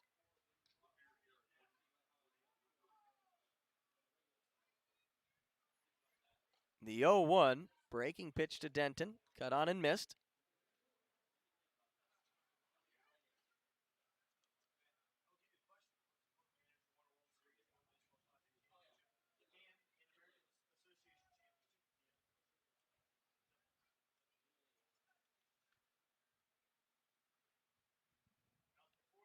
Crane off third, Davis off second, Phillips off of first.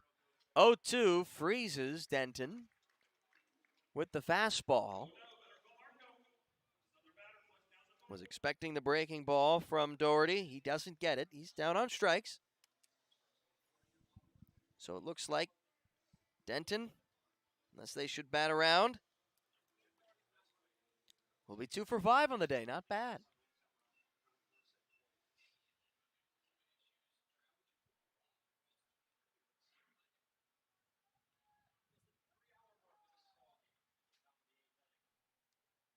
Now it's Justin Felix. He doubled his last time. He takes a fastball high and inside for ball 1.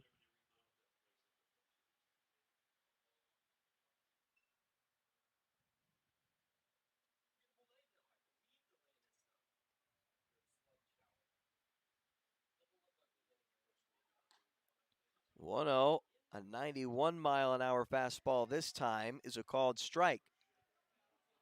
1-1 on the Otters catcher, Felix.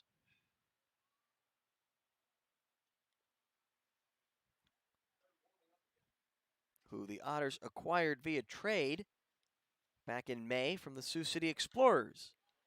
He hits this off to the right side. Tracking it is Setio, but it gets out of play for a long strike number 2.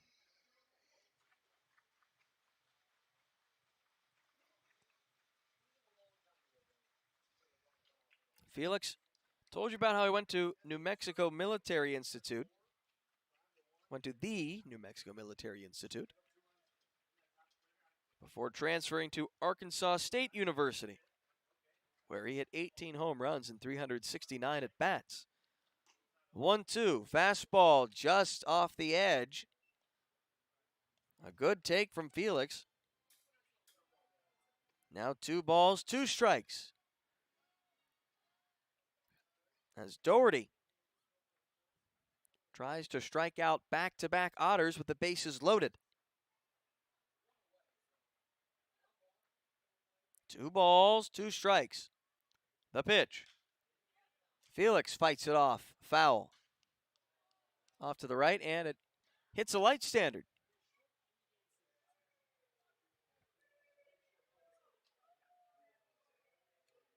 And it sounds like that is going to elicit a reaction from the Woobirds.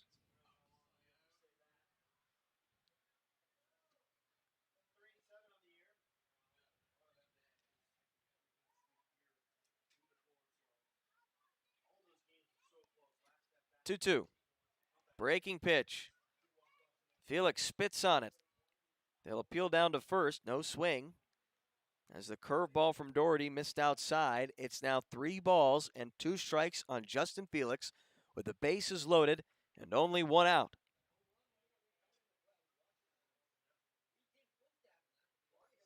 Felix came close to hitting a home run his last time with a double off the wall. Bases loaded payoff pitch. It misses outside for ball 4, and for the second time today, the Otters will walk in or walk home a run while batting. As Felix picks up the RBI. Riley Crane scores from third. J.R. Davis advances to third as Phillips goes to second. Now it's Josh Henderson. RBI ground out his last time. He Fouls the first pitch fastball against the netting.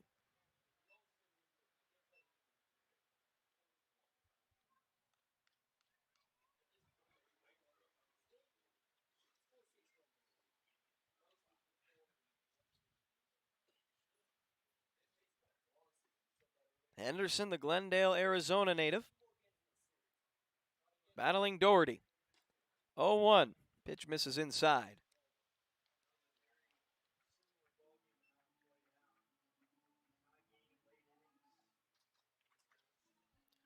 I want to see if we can't pick up how many of the Otters' last victories have been come from behind wins. Don't want to miss the action, though. 1-1 to Henderson. Swing and a miss, and Henderson loses his bat momentarily.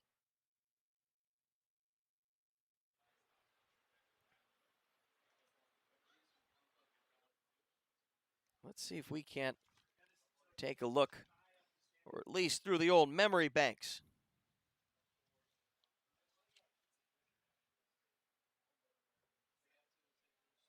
Back on Sunday, the Otters won 9-6. They had been down in that one early on, so that was a come-from-behind win.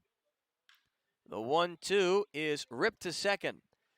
Over to short for one, then on to first for a 4-6-3. To Nicola, to Pintor, to Brower, double play. One run comes in to score thanks to the RBI bases loaded walk to Justin Felix. Score now 11-5. We head to the bottom of the 8th. You're listening to the Otters Digital Network.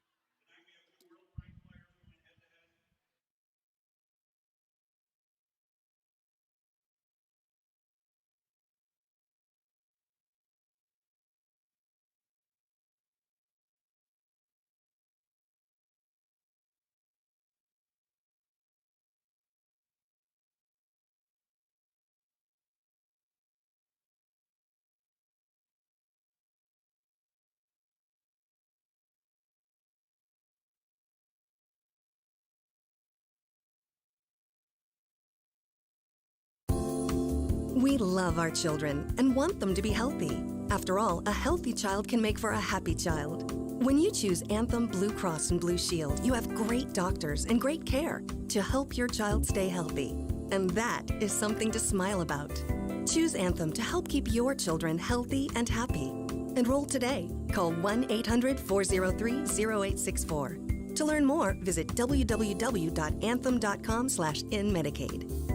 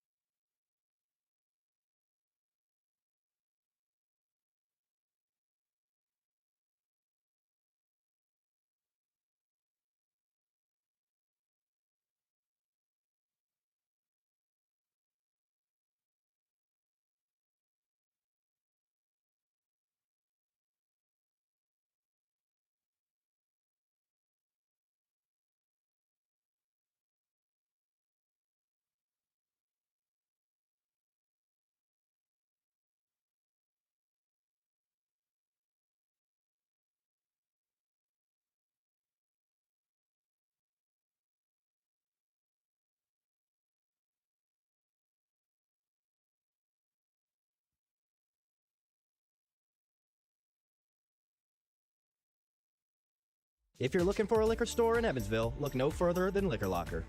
The Liquor Locker has the best selection at the best prices, including the largest craft beer and bourbon selection in the area. Our friendly and knowledgeable staff will help you find the beer, wine, and liquor you need for any occasion. And check out the fine selection of cigars at all Liquor Locker stores. Liquor Locker is now open Sundays 12 to 8 p.m. and offers citywide delivery. Visit one of our 10 conveniently located stores in the Evansville area today. There is always something for everyone at the Liquor Locker.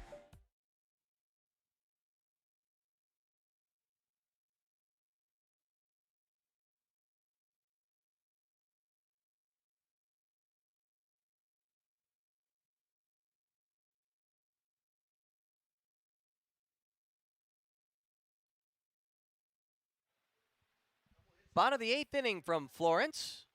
First pitch from Justin Lewis, who's on the pitch, is a strike at 88 miles an hour. He faces Jose Brizuela, then Jackson Pritchard and Jordan Brower. 6, 7, and 8 in the Y'all's lineup. 0-1, another fastball, this time fouled off toward the Y'all's on-deck circle. Lewis ahead, 0-2.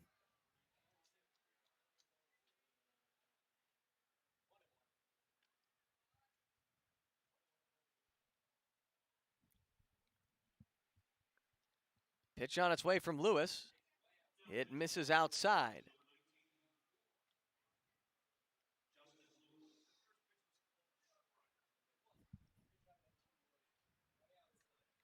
Now a 1-2 count on Jose Brizuela.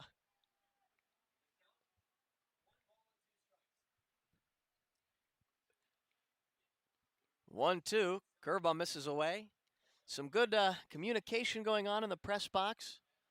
Some assists going back and forth. It always helps to have people watching just to make sure everyone's double-checked. Yeah.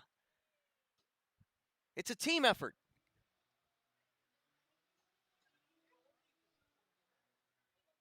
Brizuela is 0-2. He walked and scored a run his first time, but since he's popped out to short. This is hit into the gap in right center. This should fall, as not even Miles Gordon can get there in time. It falls, and Miles Gordon overruns it a little, so into third with a stand-up leadoff triple is Jose Brizuela. Off of Justin Lewis. Let's go ahead and give you Justin Lewis's numbers. He is appearing in his 5th game of the season. So far, he has a win-loss record. He's picked up 2 wins already. He's thrown 6 innings of work. He's allowed 1 hit, issued 5 walks, and struck out 11 in his 6 innings of work entering play. He just gave up his 2nd. His last time out was Friday night in Schaumburg when he pitched 2 scoreless innings of relief and struck out 3 and did not allow a base runner to reach safely.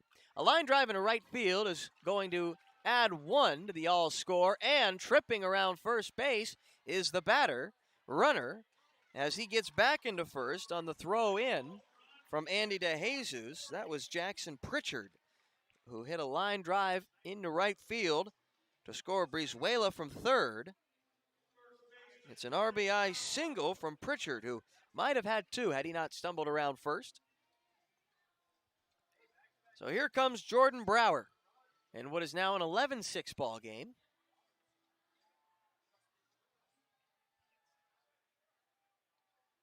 Brower 1 for 3, facing the left-handed throwing Justin Lewis. Lewis last picked up the win against Lake Erie Crushers. 5th game of the season. Backhanded by DeJesus, a 1-hopper to short. Wow. A nice play by Andy DeJesus to get 1 going into the hole. He had a 1-hop throw over to second as he used the turf perfectly to 1-hop it to Davis, and now the runner Jackson Pritchard is slow to get up. He is now on 2 feet. That's Chad Reardon on out of the dugout to take a look and walk off the field with Jackson Pritchard, who's retired on a 6'4" fielder's choice.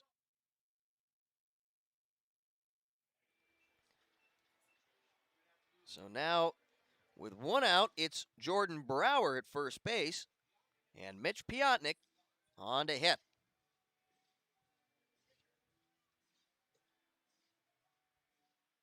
Piotnik 0 for 3 with a couple of punch-outs. Facing the 6'2" lefty. First pitch, he shows bunt. Pulls back and takes a ball. These Y'alls managed by Brian White in his first regular season in the Frontier League. The 1-0 coming home. Another fastball from Lewis. Again, Piotnik shows bunt. It misses outside, 2-0. They had a longtime manager here, Dennis Pelfrey, who moved on to begin managing in the San Francisco Giants organization. He's currently with the Eugene Emeralds. 2-0. Swing and a miss from Piotnik. Looking ugly as he spins like a corkscrew in the right-handed batter's box. The breaking ball from Lewis. It's a good one.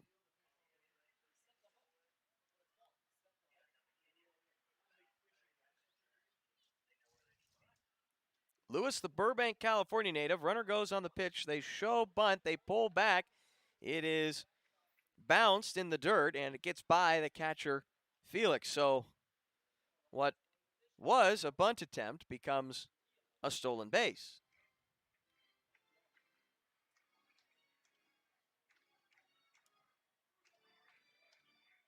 Jordan Brower now over at second.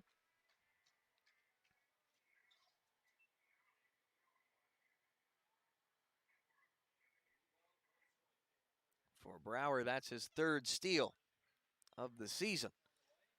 3-1. Floats it in there. He gets a strike. Count is full on Mitch Piotnik, the former teammate of Miles Gordon. Miles Gordon in center. Piotnik in center today. He bats now. The 3-2. That pitch is called ball 4. And Mitch Piotnik will trot down to first with a 1-out walk.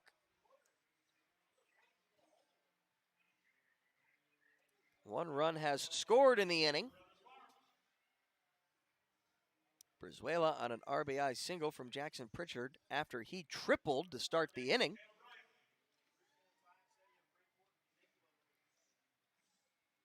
So now it's Taylor Bryant.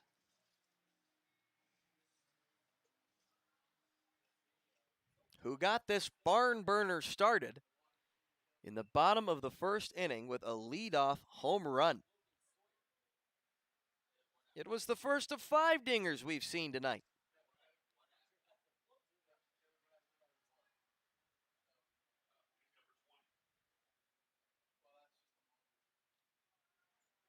Two hit by the Yalls, 3 by the Otters. Otters lead 11-6 in the bottom of the 8th. Time called at the plate before the at-bat can begin. Justin Lewis on the mound again. He's relieving Tyler Spring.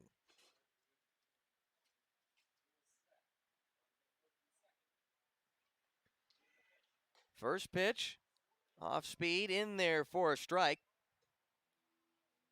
Again, Lewis, product of Cornell University out in Ithaca, New York.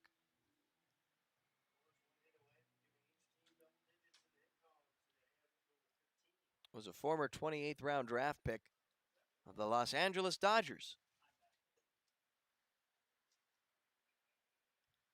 0-1 to Bryant. This 0-1 pitch misses up.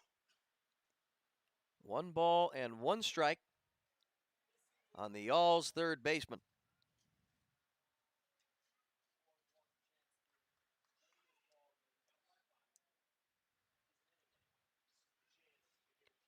Runners at first and second with 1 out. In the bottom of the 8th.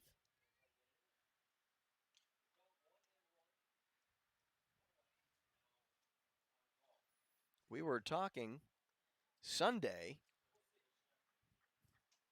about Andy McCauley's time spent in Schaumburg, how he managed future big leaguer Brad Ziegler. 1-1. That's in the dirt. It gets away from Felix, but not far enough away to allow any runners to advance. So Brad Ziegler, as when last we spoke, we went over the curious connection to what last took place in AAA Durham about a week ago. How Brad Ziegler, in his career in the minor leagues suffered a fractured skull on a line drive back to the head. The 2-1. This is gloved back behind second by J.R. Davis, and on to first, the pick made by Dakota Phillips for a 4-3 double play to end the bottom of the 8th. We'll have to wait to hear the connection between Brad Ziegler, Andy McCauley, what happened in Durham last week, and the Florence Yalls. We head to the top of the 9th. You're listening to the Otters Digital Network.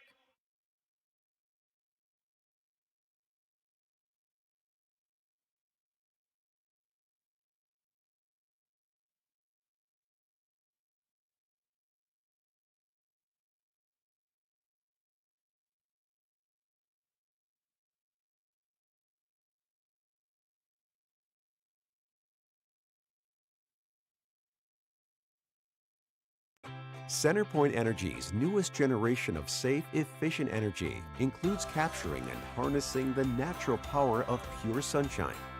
We are increasing solar in our balanced and reliable energy mix as we power our region with more clean, renewable energy.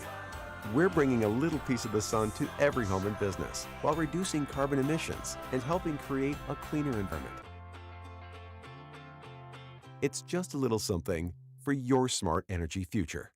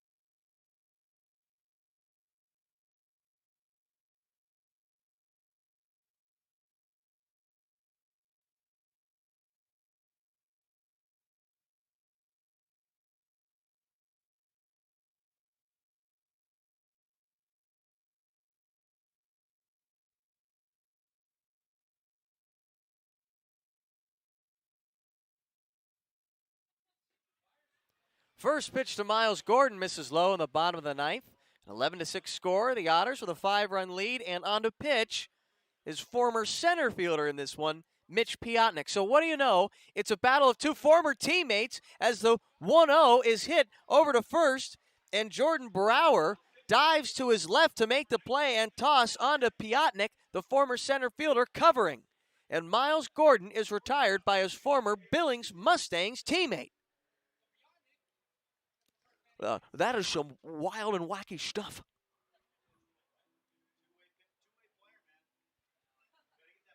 It brings up Andy DeJesus. I did not know that. No, that's not good. We'll get there. We're not in midseason form yet with the old Johnny. First pitch to Andy DeJesus. Swung on and missed.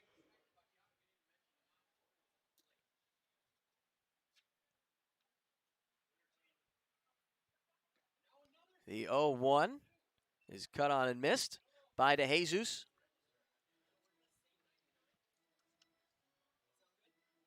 I'm going to have to work on it off air. I'm going to have it back by the bottom of the 9th, I promise. Or at least I'm going to do my darndest. 0-2. And this is taken out toward left field, but it's going to slice foul and out of play. DeJesus, a great two-strike hitter. He loves the two-strike approach that is championed by his hitting coach, Bobby Siegel. The two who formerly worked together, if you will. Really, Andy DeJesus got to play for Bobby Siegel back in summer ball for the Terre Haute Rex back in 2015. So we'll see if Andy DeJesus can work a two-strike base hit with one out. He fights this one off to the left. Still 0-2.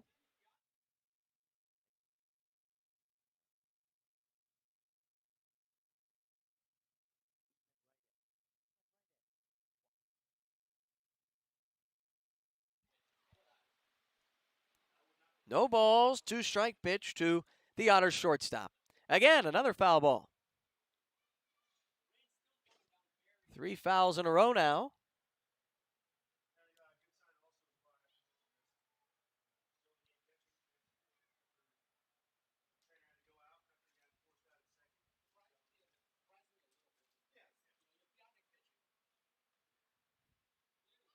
Oh, 2.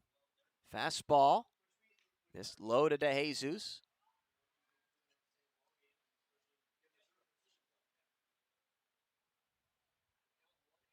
Now 1-2 on the former Indiana State University Sycamore. 1-2 misses in, 2-2.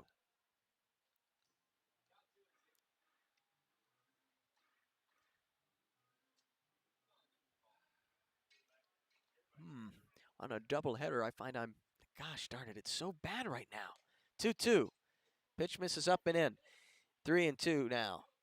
Or no. Yeah, that's right. I think we're trying to get a look at 3-2. You know, sometimes pitchers are just known for having bad days, even the best. Now, far from the best, as a 3-2 pitch is taken right back into center field. Andy DeJesus has a 2-strike hitter.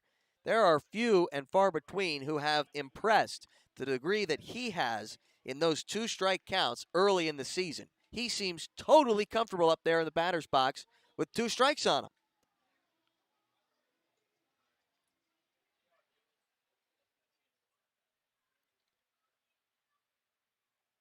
I did not know that. Just not tonight. Elijah Mcnamee has a chance here to extend his hitting streak to 8 games. The pitch misses in, 1-0.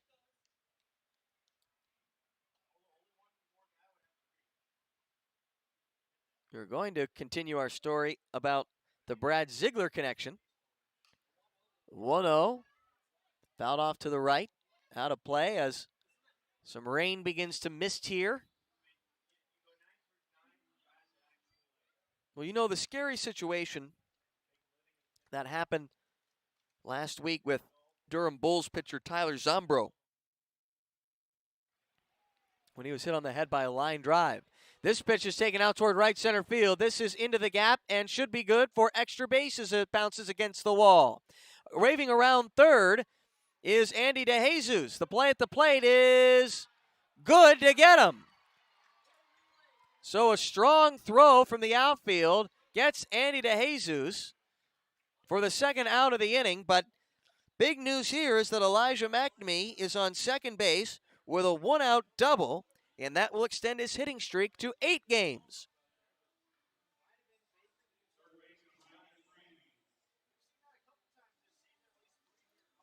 DeJesus thrown out trying to score. He brings up Riley Crane. 11-6 ball game, still in the top of the ninth. Now, the Brad Ziegler connection is that a former Florence Freedom player made the MLB and got in 2009 and got to pitch in parts of 3 big league seasons, 2009, 2010, and 2011. The 0-1 to Crane misses outside. Now, if memory serves correctly, it was in the first start of his 2010 season. Ground ball to the right side and through. Riley Crane has a base hit with 2 out in the top of the 9th inning. It puts runners at the corners as Mcnamee advances to third. Mcnamee is now at third base, and Crane is now 3 for 5. So Chris Yakubauskas, had the opportunity to make his first start of the season with the Pittsburgh Pirates back in 2010. And he was not able to get out of the first inning before he was hit in the head by a line drive, and that would end his season. He would not get to return until 2011 with the Baltimore Orioles, as the first pitch to believe that is not J.R. Davis. It's Trent Nash batting now. Pinch hitting for J.R. Davis is Trent Nash.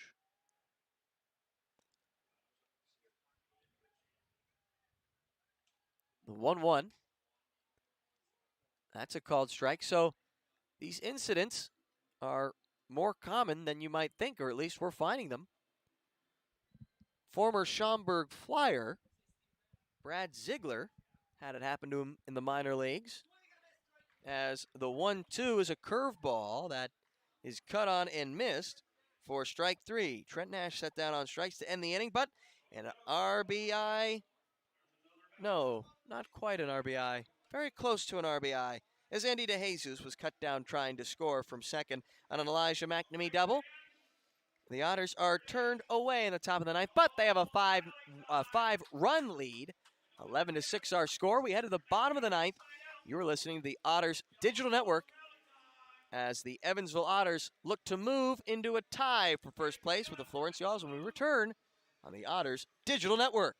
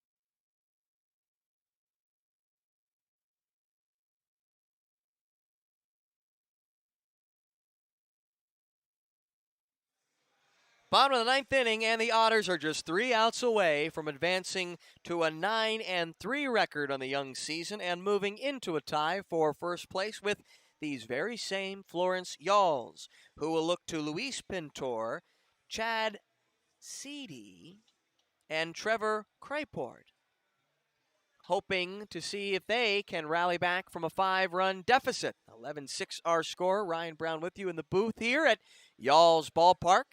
And on to pitch for the Otters to finish things off is the recently acquired Samson Abernathy. Abernathy was acquired via trade from the Sioux City Explorers and officially signed today with the Evansville Otters. So he will be pitching in his first game of the Frontier League 2021 regular season. This is his first appearance in the Frontier League, but he comes over from the Sioux City Explorers, where he made 4 appearances already this year. First pitch to Pintor, misses up and in. 1-0. Abernathy, 6'1" right-hander, 200 pounds. He's 25 years old, resides in Chico, California. In his rookie 2 season. 1-0. That's up and in, the good fastball from Abernathy. Abernathy, when he delivers, he has the nice old handbrake. He always works out of the stretch. When he peers down, he lets his throwing arm dangle. He comes set around the belt and then pops the mitt right before he throws. The 2-0 is up and in. 3-0 now. He's missed in 3 identical locations, at least, up and in on the Y'all shortstop, Luis Pintor. Abernathy was acquired via trade, as you know, from the Explorers of the American Association. And that was in exchange for a player to be named later. Otters with a 5-run lead. The 3-0 delivery. That misses up and in for ball 4. It's a 4-pitch walk to Luis Pintor to lead off the bottom of the 9th. Abernathy played collegiately at the University of the Pacific in Stockton, California, and following his senior year, Abernathy was drafted by the Pittsburgh Pirates in the 27th round of the 2019 June first-year player draft. In Bristol, Abernathy pitched in 17 games, tossing 25 innings, striking out 33 with 12 walks and 15 hits allowed. First pitch misses away, 1-0 on Chad Cedillo. Cedillo is 1 for 3, had a base hit in the second, walked in the fourth, and struck out his last time. 1-0 coming home. Another fastball. Again, this misses outside. 2-0. His earned run average in those 17 games in Bristol, Tennessee, Bristol, Virginia, 252. He pitched in 4 games this season, in which he logged 3 1/3 innings, where he gave up 5 runs, 2 long balls, walked 2 batters, and struck out 4. Now a 3-0 count on Chad Cedillo. As the rain continues to fall here, lightly, at Y'all's Ballpark, most fans sticking it out. 3-0. That's in there for a strike. It's just like a night at the water park. Nice little summer rain to cool things off.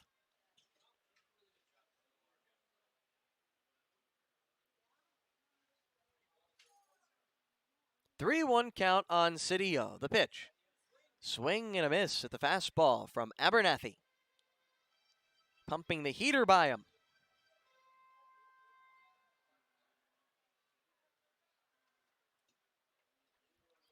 Otters looking for what would be, of their victories, their 6th consecutive. 3-2, cut on and missed.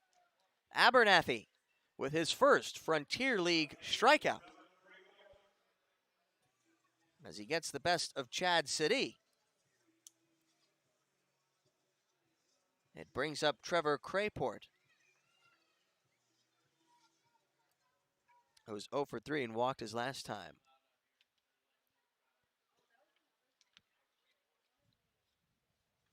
First pitch to the right-handed batter.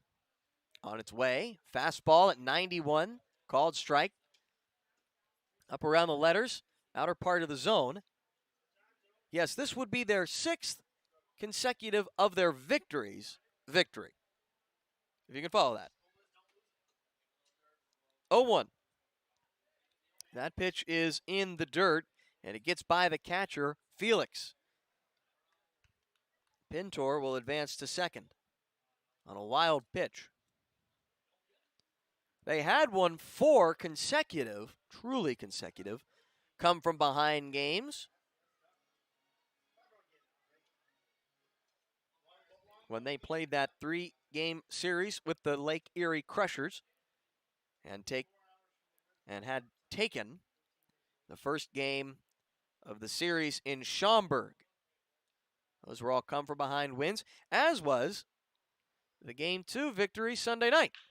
This is ripped to third. They might have the runner doubled off at second, as Crane gloves it and throws a little high to Trent Nash, who remains in the game to play second. But they probably weren't going to get Luis Pintor anyway. It's a line out to the third baseman, Crane, for the second out, and now the Otters are just 1 out away from a 9-3 record through their first 12 games. And a victory to start off the 3-game set and season series with Florence. First pitch to Di Nicola. That's in there for a strike, 0-1, and the Y'all's dugout doesn't like it. Otters hit 3 home runs. J.R. Davis, Riley Crane, and Dakota Phillips. 0-1. Ground ball back up the middle. And Trent Nash will not be able to get there. Try to make a sliding stop. Can't get to it. It gets into center field, and a run is going to come home to score in the form of Luis Pintor on the 2-out RBI single by Harrison DeNicola. Now an 11-7 game in the bottom of the ninth.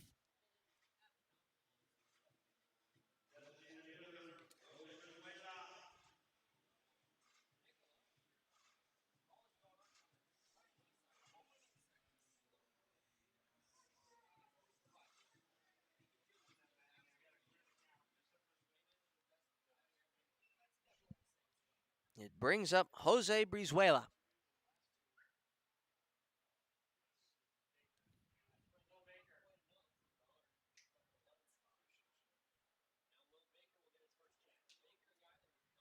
Or actually, it is the center fielder who came on when Piotnik went to pitch, as the first pitch runs in and gets a piece of Will Baker, who entered for the designated hitter and now plays center field. So gone with the DH, it looks like, as Will Baker is aboard. Harrison DeNicola heads to second.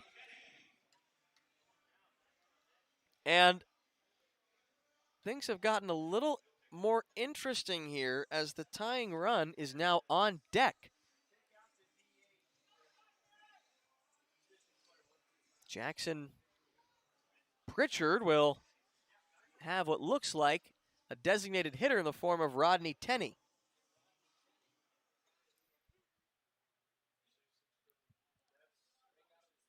Tenney, a left-handed hitter, facing Abernathy. Otters still looking for the final out of this one. First pitch to Tenney. Fastball called strike, 86.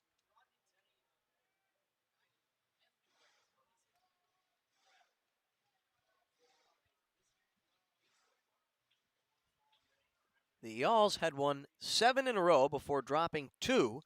1 to Washington, 1 to Gateway, and then came off a 2-3 series victory over Gateway by winning their last 2 games. High chopper foul toward third. Crane gloves it in foul territory as the Yalls are down to their final strike.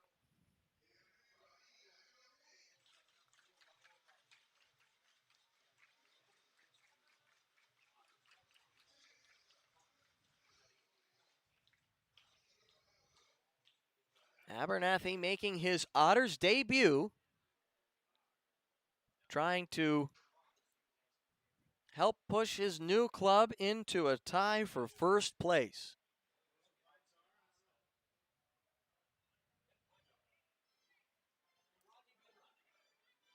As we will have a brief moment that, with the rain still coming down, the pinch hitter, Rodney Tenney, will elect to get a little bit more stickum on that bat. Go for the pine tar. Rawr.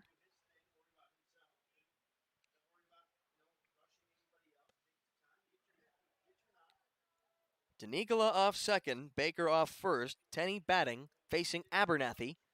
0-2 count, bottom of the ninth. 2 out in the inning. Pitch on its way. Fouled back. Tenney stays alive.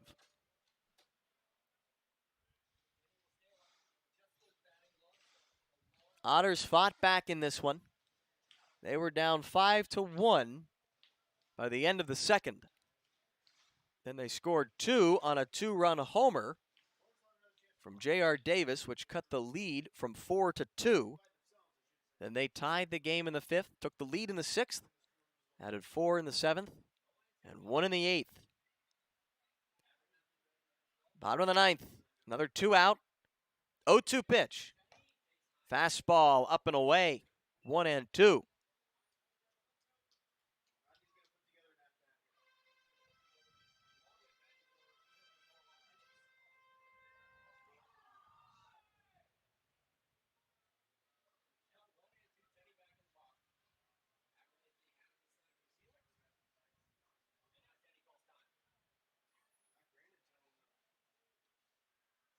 Abernathy set at the belt. The 1-2. Ground ball to the right side. Phillips up with it. He takes it to the bag and mark it. The Otters win their 9th. It's a 9-3 victory from Florence. Sorry, they advanced to 9-3. They won 11-7. Thanks to the bats of Dakota Phillips, J.R. Davis, and all the way back in the second inning, Riley Crane with 3 home runs. J.R. Davis, really the highlight of this game, as he, with a 5-for-5 performance, has now collected a base hit in 10 consecutive at-bats. The Otters win 11-7. The win goes to Dalton Stambaugh, who really ground through a tough beginning of his performance and came back to put a nice end on his evening, striking out the last batter he faced before Tyler Spring came on and turned it over to the bullpen. The Otters advance to 9-3 on the season. Florence falls to that same record, so we have a 2-place tie atop the West Division in the Frontier League. We'll be signing off. Again, the win goes to Tyler Spring. The loss to, got to check this one here. The loss goes to Alex Wagner. Lost to Alex Wagner, no saving this one. Win goes to Dalton Stambaugh, who advances to 1-0 in the season as the Otters win by a score of 11-7 and improve their record to a first place 9-3. I'm Ryan Brown. Thank you so much for joining me. We'll be right back here 5:30 Central tomorrow night from Florence and Y'all's Ballpark as the Otters hope to take the series tomorrow with a win in Game 2. Thank you very much and have a good night.